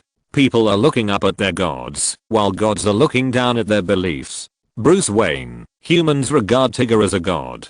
Tigger's god, the belief in Tigger's heart, isn't it the humans who regard him as a god? However, when humans no longer need gods, when humans and gods go against each other, what should gods do? Ultraman Tigger, Eternal Life is on air. A yellow 5-petal flower blooms on the plane. In the Victory Team command room, everyone is discussing a special plasma phenomenon that appeared on a plane. Yuri looked at the plane and said, although the plasma reaction is very strong, there is nothing. It seems that we need to investigate it carefully. Captain, do you want to notify the command? I think it's better not to. Captain Iruma Hui said after a brief thought. After all, he rarely takes a vacation. Let him have a good rest. The iron second landed on the grassland where the abnormal plasma reaction occurred. Following the machine, Lina soon discovered an unfamiliar flower. When Dagu saw these strange flowers, his brain suddenly felt a sharp pain, and the memory of the ancient time sleeping in the DNA in Dagu's body was awakened. At this moment, Dagu's DNA moved. The dilapidated palace was entangled with vines, and countless thick vines and flowers bloomed on the building, and finally turned into ashes in the sea of fire. The demise of the ancient civilization is related to this flower. Dagu suddenly understood something. Although he didn't know how the super ancient civilization was destroyed, the destruction of the super ancient civilization and the flower in front of him were definitely inextricably linked. Dagu continued to explore in the forest, and he found more and more flowers. This flower is inextricably linked to the demise of the super ancient civilization. Everyone was a little bit unbelievable. If the demise of the super ancient civilization was caused by encountering a terrifying and powerful enemy like the Starman, and even Ultraman Tigger of the super ancient civilization period was not an opponent, then it would be understandable. But the super ancient civilization was destroyed by this flower. Could it be that this flower is a biochemical weapon that can produce pollen and then use the pollen to kill humans? Bruce Wayne guessed. In the super ancient civilization period, humans did not realize this, and the blooming flowers released a large amount of pollen, killing all the humans on the earth. But what about Yalian and the others? Strange said, if all humans were killed instantly, how could Yalian and the others predict what would happen on Earth during this period in advance, and leave behind a time machine? A group of people represented by Yalian resisted, or fled the Earth in advance, and left a time machine to warn future generations? That's not right. The Kereloids are also eyeing the Earth, but they are obviously afraid of the so-called boundless darkness. Ultraman Tigger in the super ancient period left his body behind, and his soul turned into light, and left the Earth. But Yalian did not clearly say why Ultraman Tigger turned into light and left. Could it be related to this flower? It is very likely that, if Ultraman Tigger came to Earth to protect humans, then if humans are all extinct, there is no point for him to stay on Earth. Even Ultraman Tigger can't stop this flower from destroying humanity. As soon as this thought came out, everyone felt a little incredible. They had already seen how powerful Ultraman Tigger was. Hikari said bluntly, Tigger, who just woke up from the pyramid, would at least be no weaker than any of the Ultra brothers if he came to the Kingdom of Light. The Tigger who destroyed Kereloid and the Gate of Hell, with a faint golden light on his body, could at least fight Ultra Father on equal terms. Image continues. Just as Dagu was investigating these flowers, a blue-robed girl suddenly appeared behind Dagu. The girl stepped forward and covered Dagu's helmet, then asked, "Guess who I am?" Dagu turned his head and saw a little girl with a big yellow flower on her head, wearing a blue robe, looking at him innocently. Dagu had a lot of questions in his mind, but out of his duty as a member of the victory team, he took the lead in asking, "Little girl, what is the name of the flower you are wearing?" Zidra. I plan to rewrite the ending of Trigger in the 6th or 7th volume myself. Chapter 470. Paradise Hell, Flower of Destruction. Underground, the roots of Zidra are entangled. At this moment, the flower of the end has awakened. On the ground, Zidra sprays yellow pollen, and Lina's face shows a happy expression. Xinsheng threw away the equipment in his hand, bent his waist, and leaned forward. In the forest, Dagu looked at Zidra with a puzzled look, and the little girl looked at Dagu with a puzzled look. "What's wrong? Why don't you go to the dream world?" the girl asked back. The dream world? Dagu was confused by the question. He now has a lot of doubts that he wants to answer, but facing a little girl, Dagu doesn't know how to communicate better, so he chooses to go back and seek Lina's help. But when Dagu brought the girl to meet Xinsheng and Lina, Dagu saw Xinsheng bending his waist and stretching his hands, as if he was looking for something. "Team Xinsheng? What's wrong with you, Team Xinsheng? Team Xinsheng, are you awake?" "Xinsheng, I dreamed that I crashed several planes in a row, which made me so happy." Dagu shook Xinsheng, but the girl said, "It's useless." Dagu looked at the girl with a wary look, and then immediately looked for Lina's figure. Fortunately, Lina was just sitting on the grass holding Kajila and smelling it, and at the same time she sighed. "What a beautiful flower, why are you shaking it?" Lina, what's wrong with you? What's wrong with you?" After going to the dream world, no one wants to come back. The girl looked at Dagu and said the most terrifying words in the most innocent and lovely voice. Anyway, we are all going to perish. Isn't it better to be more comfortable? In order to save the two team members and to solve the mystery of Kajila, Dagu brought the girl named Dinner back to the base. Director, don't bring everything into the base. This is a new species that has never appeared on Earth. After digging the well and testing it, he said, it's really rare. No. Dinner directly refuted. 30 million years ago, Ziggurat bloomed on Earth. Have you seen it, Dinner? No. When humans are about to perish, the Ziggurat flower will definitely bloom on Earth. This is what my father told me. What does your father do? Looking for people from other lands. Dinner is a descendant of the super ancient civilization 30 million years ago. Strange said, Dagu once asked Ulion where the people of the super ancient civilization went, and Ulion's answer was that some of them perished, and some of them moved to other lands. 30 million years ago, Ziggurat bloomed on the Earth, and then bloomed, causing the entire super ancient civilization to perish. Some survivors fled the Earth, and now, 30 million years have passed, and the descendants of these people are back. But why did they come back? Peter asked, do they want to save modern civilization? It's possible. People from the super ancient civilization don't want modern civilization to go down the same path they did, so they returned here to try to save modern civilization. And they must have developed the ability to not be affected by Ziggurat pollen. Otherwise, Dinner would definitely be affected by Ziggurat pollen. Dagu is Tigger, but Dinner doesn't have Tigger's protection. Then, what is Ziggurat's real power? Hallucinogenic substances. The experienced Bruce instantly discovered the true power of this thing.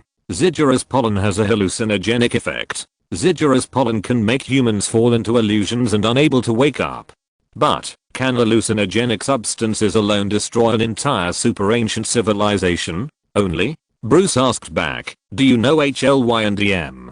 Do you know how terrible those things are? Once you get addicted, you can't even quit by willpower. You must also cooperate with certain drug treatments to allow people to gradually get rid of the influence of these things. This is something we humans grow and make ourselves. As long as the super ancient creature Ziggurat has an effect that is 10 times that of DM, and then continuously spews pollen all over the world, at least 90% of the entire human civilization will be trapped. People pray for Ziggurat's pollen. All they think about all day long is absorbing pollen. Once they lose the pollen, it's as if their energy has been drained.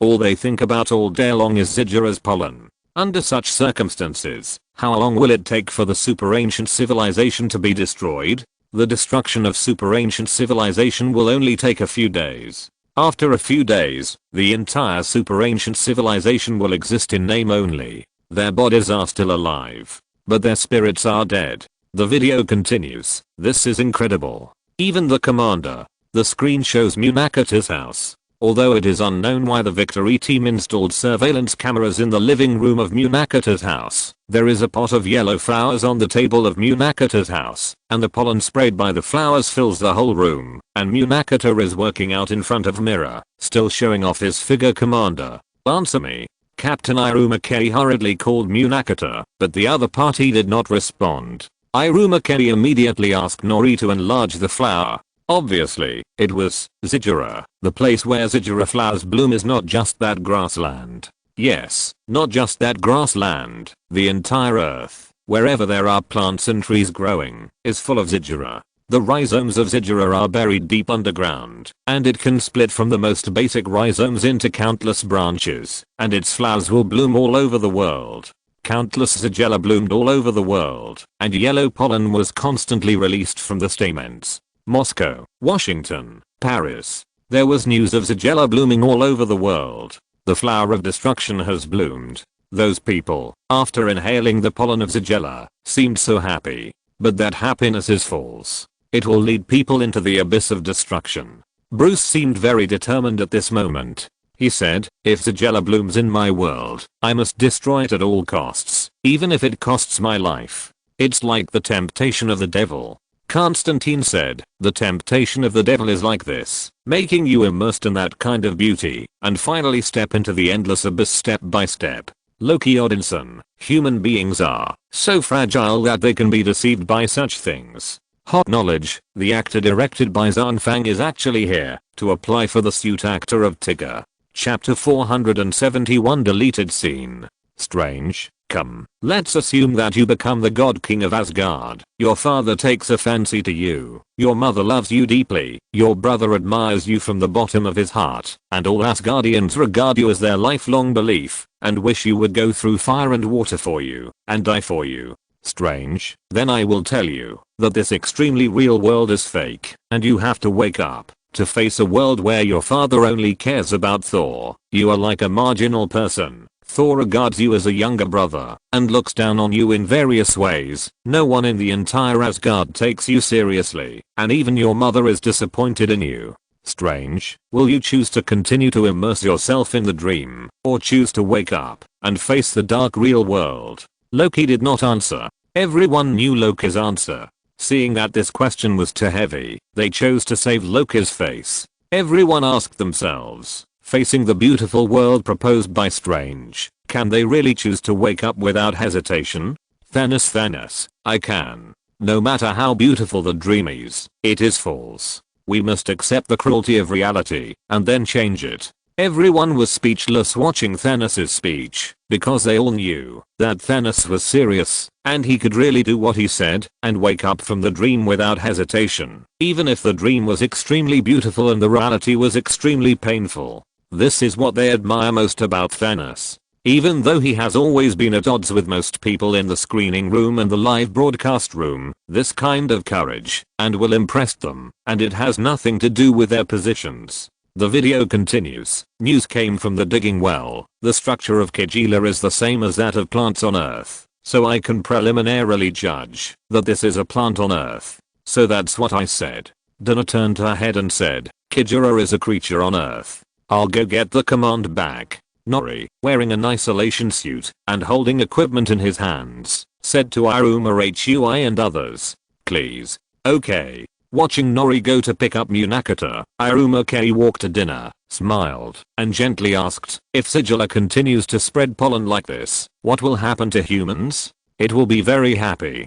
Dinner said seriously, Smelu. Then what? Painless demise. Captain Iruma Ken's face froze, and his smile slowly disappeared. Is this euthanasia? Listening to Dinner's words, it was hard for everyone not to associate Sigila with some euthanasia. What destroyed humanity? Bruce Wayne said, 30 million years later, wouldn't Tigger be able to defeat Sigila at that time?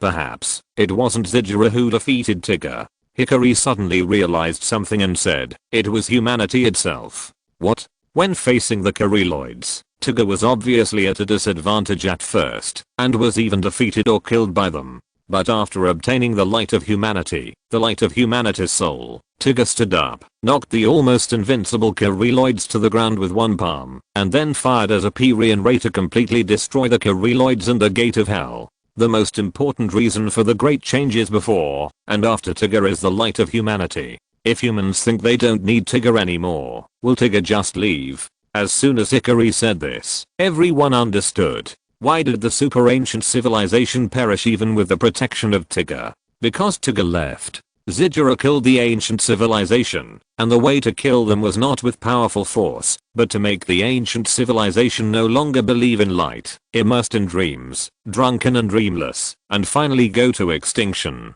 Sigila used this bloodless killing method to easily destroy the powerful civilization, that even the extremely powerful monster groups such as Melba and Galzan were hunted down to almost extinction. No, it's not destroyed. Strange said. Julian said that some people died, but some people escaped. Those escaped are now Dinner and Dinner's people. Image continues. Yellow flowers bloomed everywhere on the earth, and the yellow pollen was spread all over the world under the influence of the wind. Soon, even the TPC's offshore base was not spared.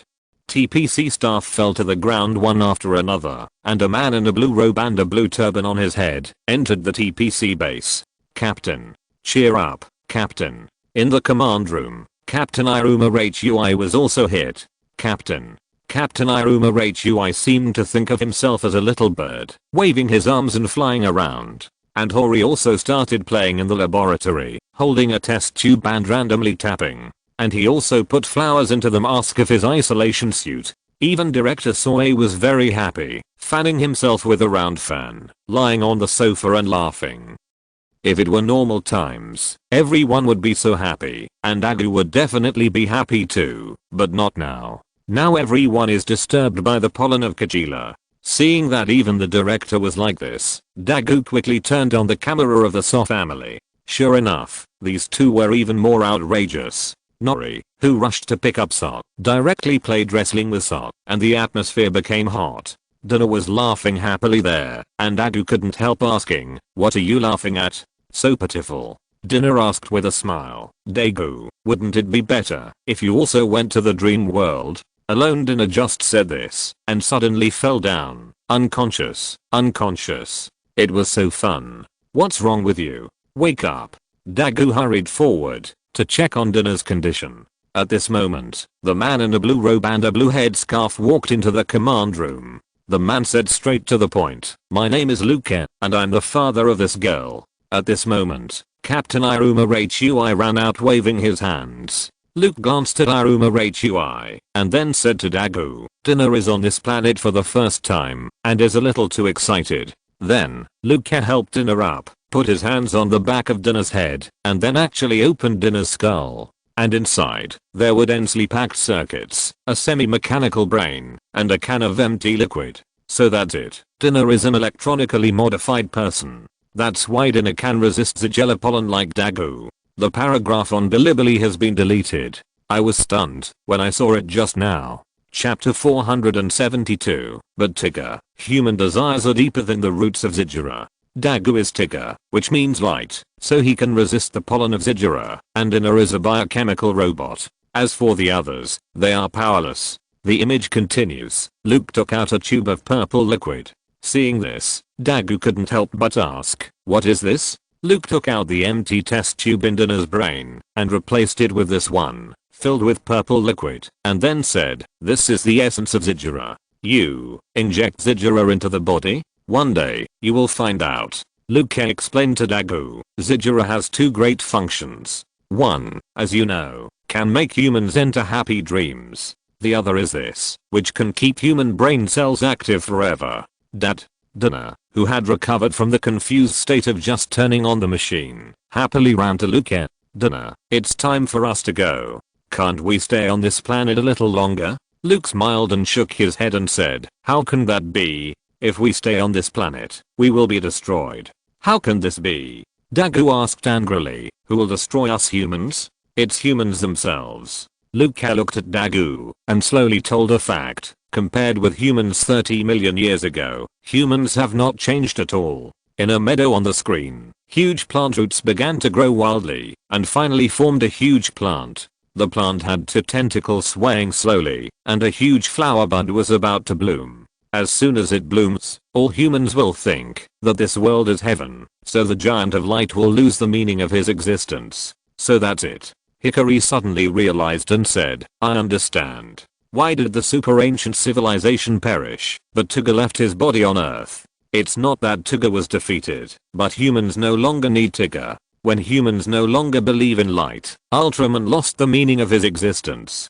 Tigger is like us. When the Earth no longer needs Ultraman, when the Earth refuses our help, we will no longer interfere in the affairs of the Earth. Because this is the choice of mankind, it is mankind who has chosen all this, and light has no right to interfere with mankind's own choice. Humans choose light, light will protect mankind, and when humans give up light, light will choose to leave. Giant of light." At this moment, Dagu has also realized, did the previous Ultraman leave the Earth in this way? Yes. Luke has said, for schizophrenic humans who are addicted to happiness, there is no need for the giant of light. Then, the last thing that comes will destroy everything. The last thing to come, what is that? The terrible darkness, the old evil god, the ruler of darkness Gertangia. That's right. Bruce said, the last thing that Luke mentioned, the old evil god, the ruler of darkness Gertangia, is the boundless darkness that made the Kereloid speechless in the Devil's prophecy. Then, the opponent's strength at least it's on the same level as the Emperor people. Hikari said, the normal Tigger's strength is not weaker than any elite warrior of the Kingdom of Light, but he was beaten by the Kyriloid people after being strengthened. Even if there are psychological factors involved, it can also indirectly prove the strength of the Kyriloid people. And they are an entire ethnic group, just like the Kingdom of Light. But they were forced to give up the earth and the territory they favored in front of the ruler of darkness. With such ability, the opponent is at least a strong enemy at the level of the Emperor people. Everyone's heart was like a huge stone pressing down on them. How would Tigger, or Dagu, face this terrifying existence in the future? Or, could the current human beings survive the test of Zizura? Based on the usual style of the screening room, Zizura should have been solved in the end. Bruce Wayne said, the screening room should show 5 stories about Tigger, the origin, the Flashman trilogy, and 2 of the Demon trilogy have been shown. As for Zizura, the last story should be the story of facing the ruler of darkness, Gatangia. In other words, at least Tigger solved Zizura. Yes. The image continues, the sunset. Looking at Zizura who had fallen into silence, Luke said, Zizura is a plant after all. Its activity will weaken when the sun goes down. When the sun rises, it will start to move again. Then, while it's night, can humans work together to uproot Zizura? Hearing Dagu's words, Luke sneered and said in a self-deprecating tone, there were some poor creatures in ancient times who tried to do the same thing. But Tigger, human desires are deeper than the roots of Zizura. Human desires are deeper than the roots of Zizura. After hearing this, everyone couldn't help but shudder and got goosebumps. So, there are some people in the super ancient civilization who have the same idea as Dagu, but they don't have the power of light, and they want to resist K'Challa but are defeated. Peter swallowed and said, and the one who defeated them was not K'Challa, not the super ancient monster, nor the ruler of darkness, Gatangia, but humans themselves. If I'm not mistaken, no, that's it, Luke is the poor guy he mentioned. Everyone's attitude towards Luke has changed drastically at this moment. He is a hero. Luke is mocking himself, but at the same time he is also reminding Dagu. Hikari said, I think Luke doesn't want to see the tragedy of the super ancient times happen again, so he came to the earth specifically to remind Dagu, hoping that Dagu will defeat K'Challa. Thanos, when everyone is immersed in dreams and only you are awake, every action you take to wake them up is seen by them as an enemy of them. Thanos, the masses are ignorant, just like my people. What Dagu did is to save humanity, but in the eyes of those stupid humans, it is to be their enemy. Human desires are deeper than the roots of Zizura. This sentence echoed in Peter's mind, making him shudder. Then, what will Dagu do? Thanos, that depends on whether he has the courage to make the whole world his enemy. If you're listening to this novel on a channel other than Fanfic World, it means they downloaded and uploaded it without effort. We cordially invite you to visit our channel, Mundo Fanfic Novelos. There you'll find the original version of this story and you can explore many other novels of various genres. We're waiting for you to immerse yourself in a world of incredible novels. Chapter 473, The Courage of the World's Enemies. Peter Parker, The Courage of the World's Enemies. Thanos, just like when I proposed the principle of killing half and leaving half, all my people were against me. I was originally a scholar on Titan, but after I proposed this idea, everyone thought I was a lunatic, and later many people asked to exile me. Thanos, I was still a coward at that time. If I were me now, I would not hesitate to kill half of them without a better way, or even kill more. Thanos, it doesn't matter what you think of me. I'm trying to save this planet. This race. Constantine, I'm a little convinced by what you said. Thanos, it doesn't matter whether you believe it or not. I just need to firmly believe that what I do is right. Bruce Wayne. Parker, this is the most difficult part. Zizura is different from the powerful monsters. Its real horror lies in controlling people's hearts. Bruce Wayne, imagine that everyone around you believes in Zizura. You can destroy Zizura, just like Peter, who has the power of Ultraman. When Zizura appears in Peter's world, Peter will not be affected and still has the power to destroy Zizura. However, your girlfriend, the girl named Gwen, your Aunt May, your good brother Harry, they all cry and beg you not to destroy Zizura, and even threaten to die. Will you still destroy it? Bruce Wayne, when you destroy it, you will really be the enemy of the world, and the people you love will hate you. In that case, Bruce Wayne, do you really have the courage to destroy Zagella? Peter Parker, I don't. Image continues after the sun sets. Zagella's influence on humans weakens. Humans suddenly return to the real world from the dream world. They feel very painful, so they gather together to seek Zagella's pollen. On a grassland, the huge Kajila sleeps here, and one by one humans gather here, crying out Kajila's name, like humble devout believers, praying for God's salvation. Kajila, give me pollen. Kajila, please, give me pollen. Kajila, I really can't live without pollen.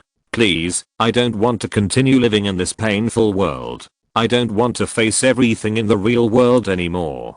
Kajila, give me pollen. Let me go back to the dream world. There is no boss, no job, no client, no urging for marriage, no such painful things, please. Kajila.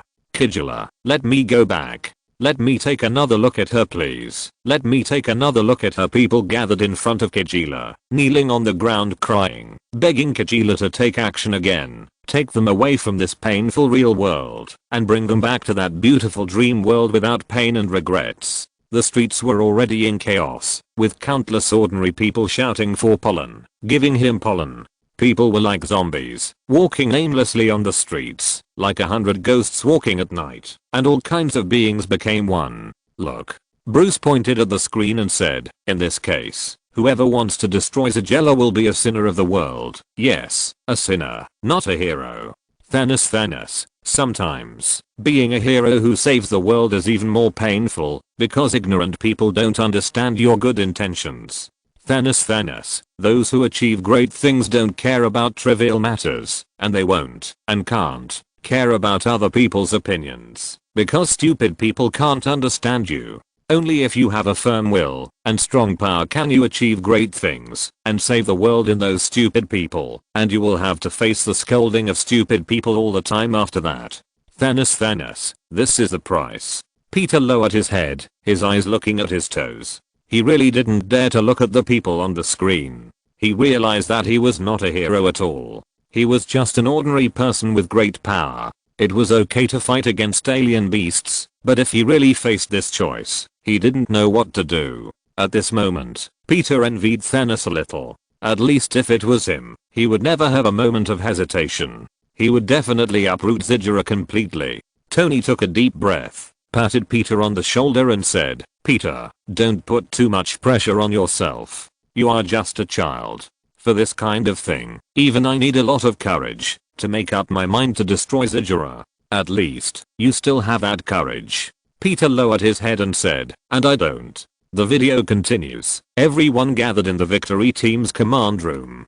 The only sober Dagu who was not affected by Zagella's pollen was explaining the harm of Zagella to everyone. When the giant Zagella flower blooms, humans will never be able to stand up again. Dagu looked at his teammates who were twisted and looked like they were still asleep and tried to explain the harm of Zagella. We are now calling on the world to destroy all Zagella flowers tonight. I want to do that too. Shinjo looked very painful. He shook his head hard, trying to get rid of the beautiful dreams brought by Zagella pollen from his mind, but from his expression, it can be seen that he failed. I know Zagella is not a good thing, but once people are tempted by Zagella pollen, it is not so easy to quit. Mongfang expressed their current feelings. All those who can sit in this room are elites among elites, and their will is stronger than others. They know that they should destroy Zagella, but they cannot deny that they are indeed addicted to this feeling. Even Munakata directly admitted, it's embarrassing, but I really hope to absorb Zagella's pollen again. Maybe Zagella is a gift from the earth to us. We don't need this kind of thing. The gentle Deiko said firmly at this moment. Everyone can say to the earth in unison that we are in pain, but no matter how painful it is, we must realize a dream that is better than Zagella. Looking at Deiko, Captain Iruma Hui said, but what if humans choose Zagella? There will be another chapter of Tuga later. Chapter 474 Jingshan Jinglong. Warriors are always lonely. Dagu, if mankind is really facing the crisis of extinction now, then do you have a way to save all mankind? For a dying person, he does not need pain, so of course he will choose Zagella.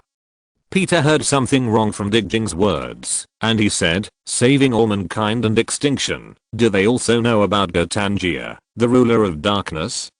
Judging from Digjing's expression, that's right.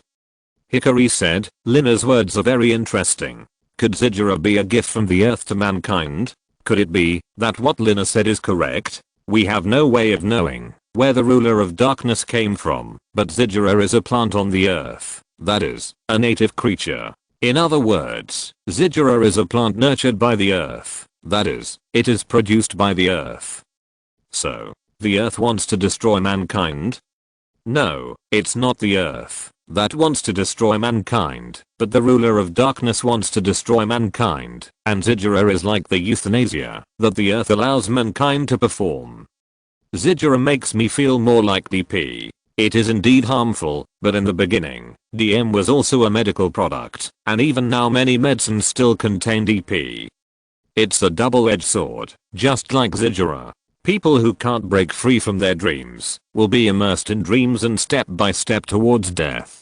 But we have seen the effect of Zidura's essence, which is that it can keep brain cells constantly active. Combined with certain techniques, it can even keep people immortal. So Zidura is good. Zidura itself is neither good nor bad. He is like a trial and a level, just like the immortal tribulation in modern oriental novels. Strange said, when Wong was slacking off, I followed him to read the novels he found. Of course, I was supervising him. In the immortal tribulation, usually the sky will use thunder to strike you. If you survive it, you can become an immortal, that is, a god. But if you can't survive it, you will die. That's probably what it means. If there is an iron house without windows, and it is extremely difficult to damage, and there are many people sleeping soundly inside, they will soon suffocate to death, and they will die from their sleep without feeling the sorrow of dying. Now you are shouting and waking up a few people who are relatively awake, causing these unfortunate few to suffer the irreparable pain of dying. Do you think you are doing them justice? I think most of them also think this way. But Peter gritted his teeth and wanted to say something, but all the words were stuck in his throat and he couldn't spit out a word. He put himself in their shoes and thought about it, but sadly found that he could do nothing except watch it all happen. Thanos, then go and shout. Thanos, since you can wake up one, can't you wake up the second and third? Exclamation mark. When they all wake up and work together, can't they punch a hole in the iron wall of this house? Thanos, since it is extremely difficult to damage, it can be destroyed. Thanos, waiting to die, or risking one's life, to take a path where one might die, but also might live. Can't you see which one is more cost effective? Exclamation mark. Loki Odinson, since we're all going to die anyway, why not give it a try? It's not a loss anyway. Jonathan Osterman, Drive Manhattan, what they fear is not death, but something more unacceptable than death, which is the world's curse. Jonathan Osterman, Drive Manhattan, it is extremely difficult for humans to remain rational forever. The more advanced the intelligent life, the more delicate his mind is, and the more complicated his thinking logic is. The price is that his hands and feet will become narrower and narrower, and he will gradually lose the courage to do things he once had the courage to do. Jonathan Osterman, this is the disadvantage of emotional thinking.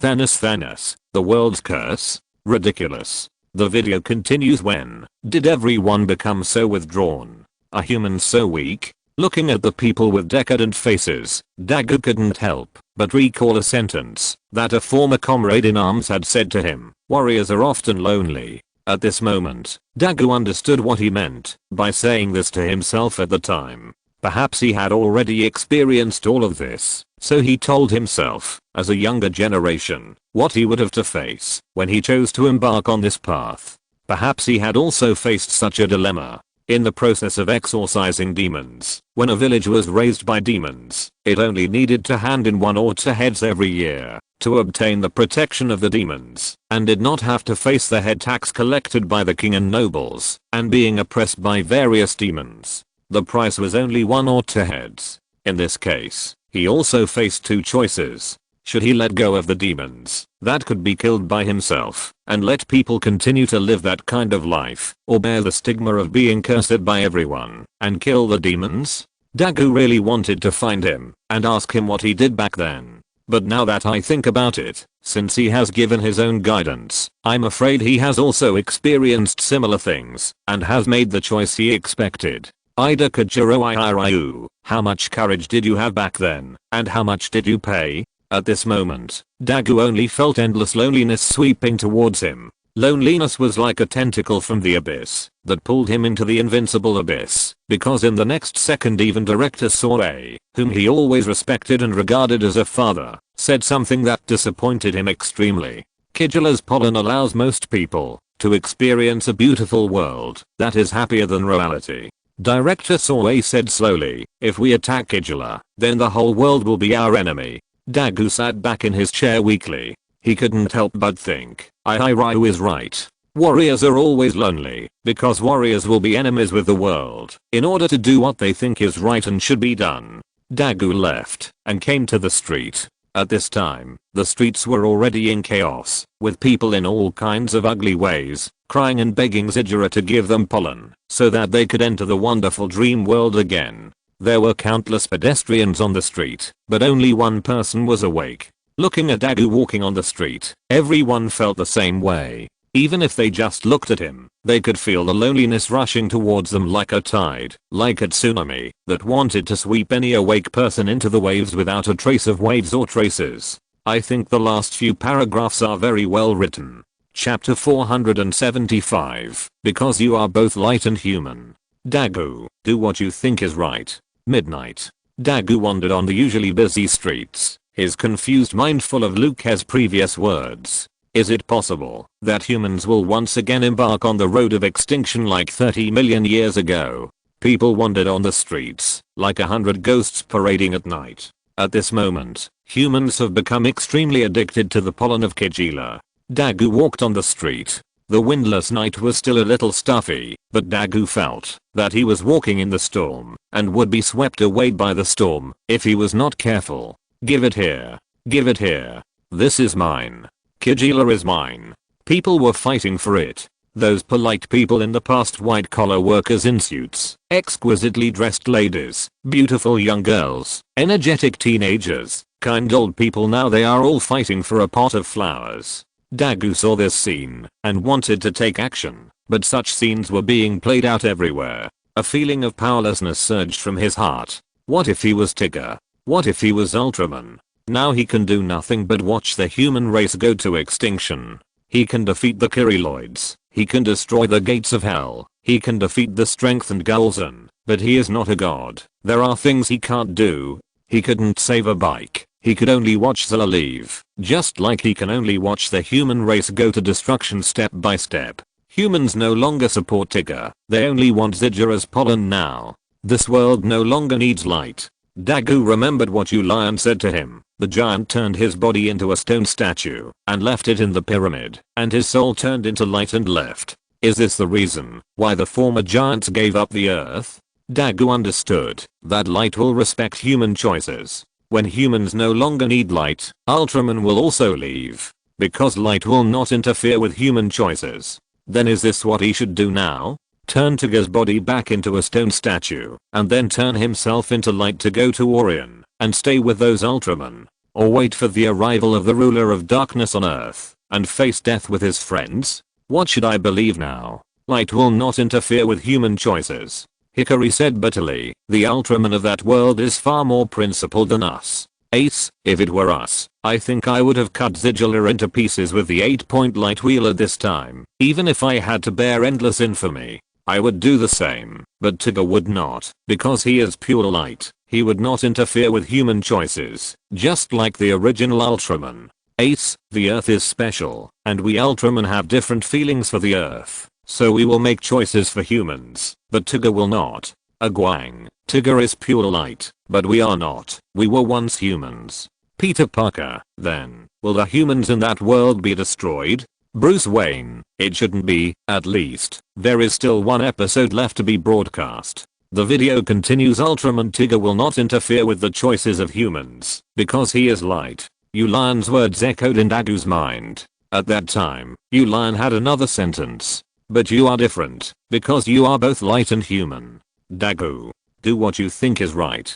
The divine light lit up, and the giant appeared. This time, it was not Tigger who came, but Dagu. This time, it was not light, but human. Ultraman Tigger will not interfere with the choices of humans, because he is light. But Dagu is different, because Dagu is both light and human. The calm words, without any interjections, are more shocking than any other sentences. Yes, Tigger is light, so Tigger will not interfere with the choices of humans. Peter looked at the screen, with a trace of determination on his face, but Dagu is human. Dagu will interfere with the choices of humans. Even if there are thousands of people, I will go. This is a hero. The video continues at this moment. The gods came to the world. At this moment, Dagu stood on the earth.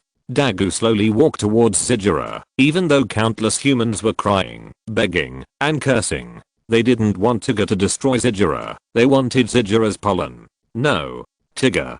Tigger, please, don't destroy Zidura. Ultraman Tigger, you are the real devil. Devil. The devil is Ultraman Tigger. I want Zidura's pollen. I want Zidura's pollen. You are my enemy. Enemy. That's our Zidura. Even if the whole world is my enemy, even if there are countless curses, I will be alone and seek the right direction. Dagu looked at Zidura, and the curses echoed in his ears. Today, he is not Ultraman Tigger, but a human who borrowed the power of light. Zinjio Dagu. Dagu raised his hand knife, and chopped on Zidura's flower bud. He wanted to transform into a powerful form and burn Zidura with a stream of Deshram light, but he no longer had the strength to switch forms. But this is not a reason to give up the fight. Since I'm the only awake human, then I have the obligation to wake up the others. The Iron House is not unbreakable. If there is no torch from now on, I will be the only light. Zidura was awakened by Dagu's hand knife. A vine flew over, and Dagu was directly knocked away. At this moment, Zidura and Dagu were extremely weak. Dagu knew that Zidura must be dealt with before sunrise, otherwise when the sun came out, Zidura's power would not only be restored, but humans would no longer be able to break free from Zidura's control. The tentacle slowly whipped Dagu's body, splashing sparks.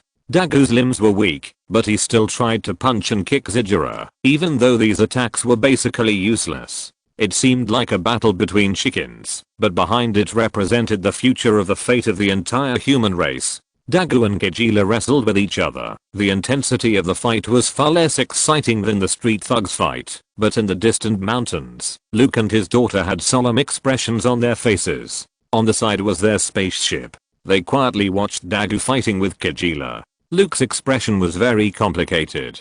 He said, Dagu, you are the first Ultraman of light who will interfere with the choices of mankind. After a long struggle, the huge bud opened by Kejila suddenly bloomed. I didn't expect Kejila to have this trick. Even if he thought of it, Dagu, who had no power to stop it, had no time to dodge, and was sprayed with Kejila's pollen in the face. Pollen. It's pollen. Kejila's pollen. Hehehehe. Kejila's pollen. Mine. All mine. Pollen. Give me pollen. End of this chapter. Thank you very much for reaching the end. Don't forget to like. Looking for more exclusive content and immediate access? Subscribe to our Patreon. Remember, every like, subscription, or donation encourages us to continue.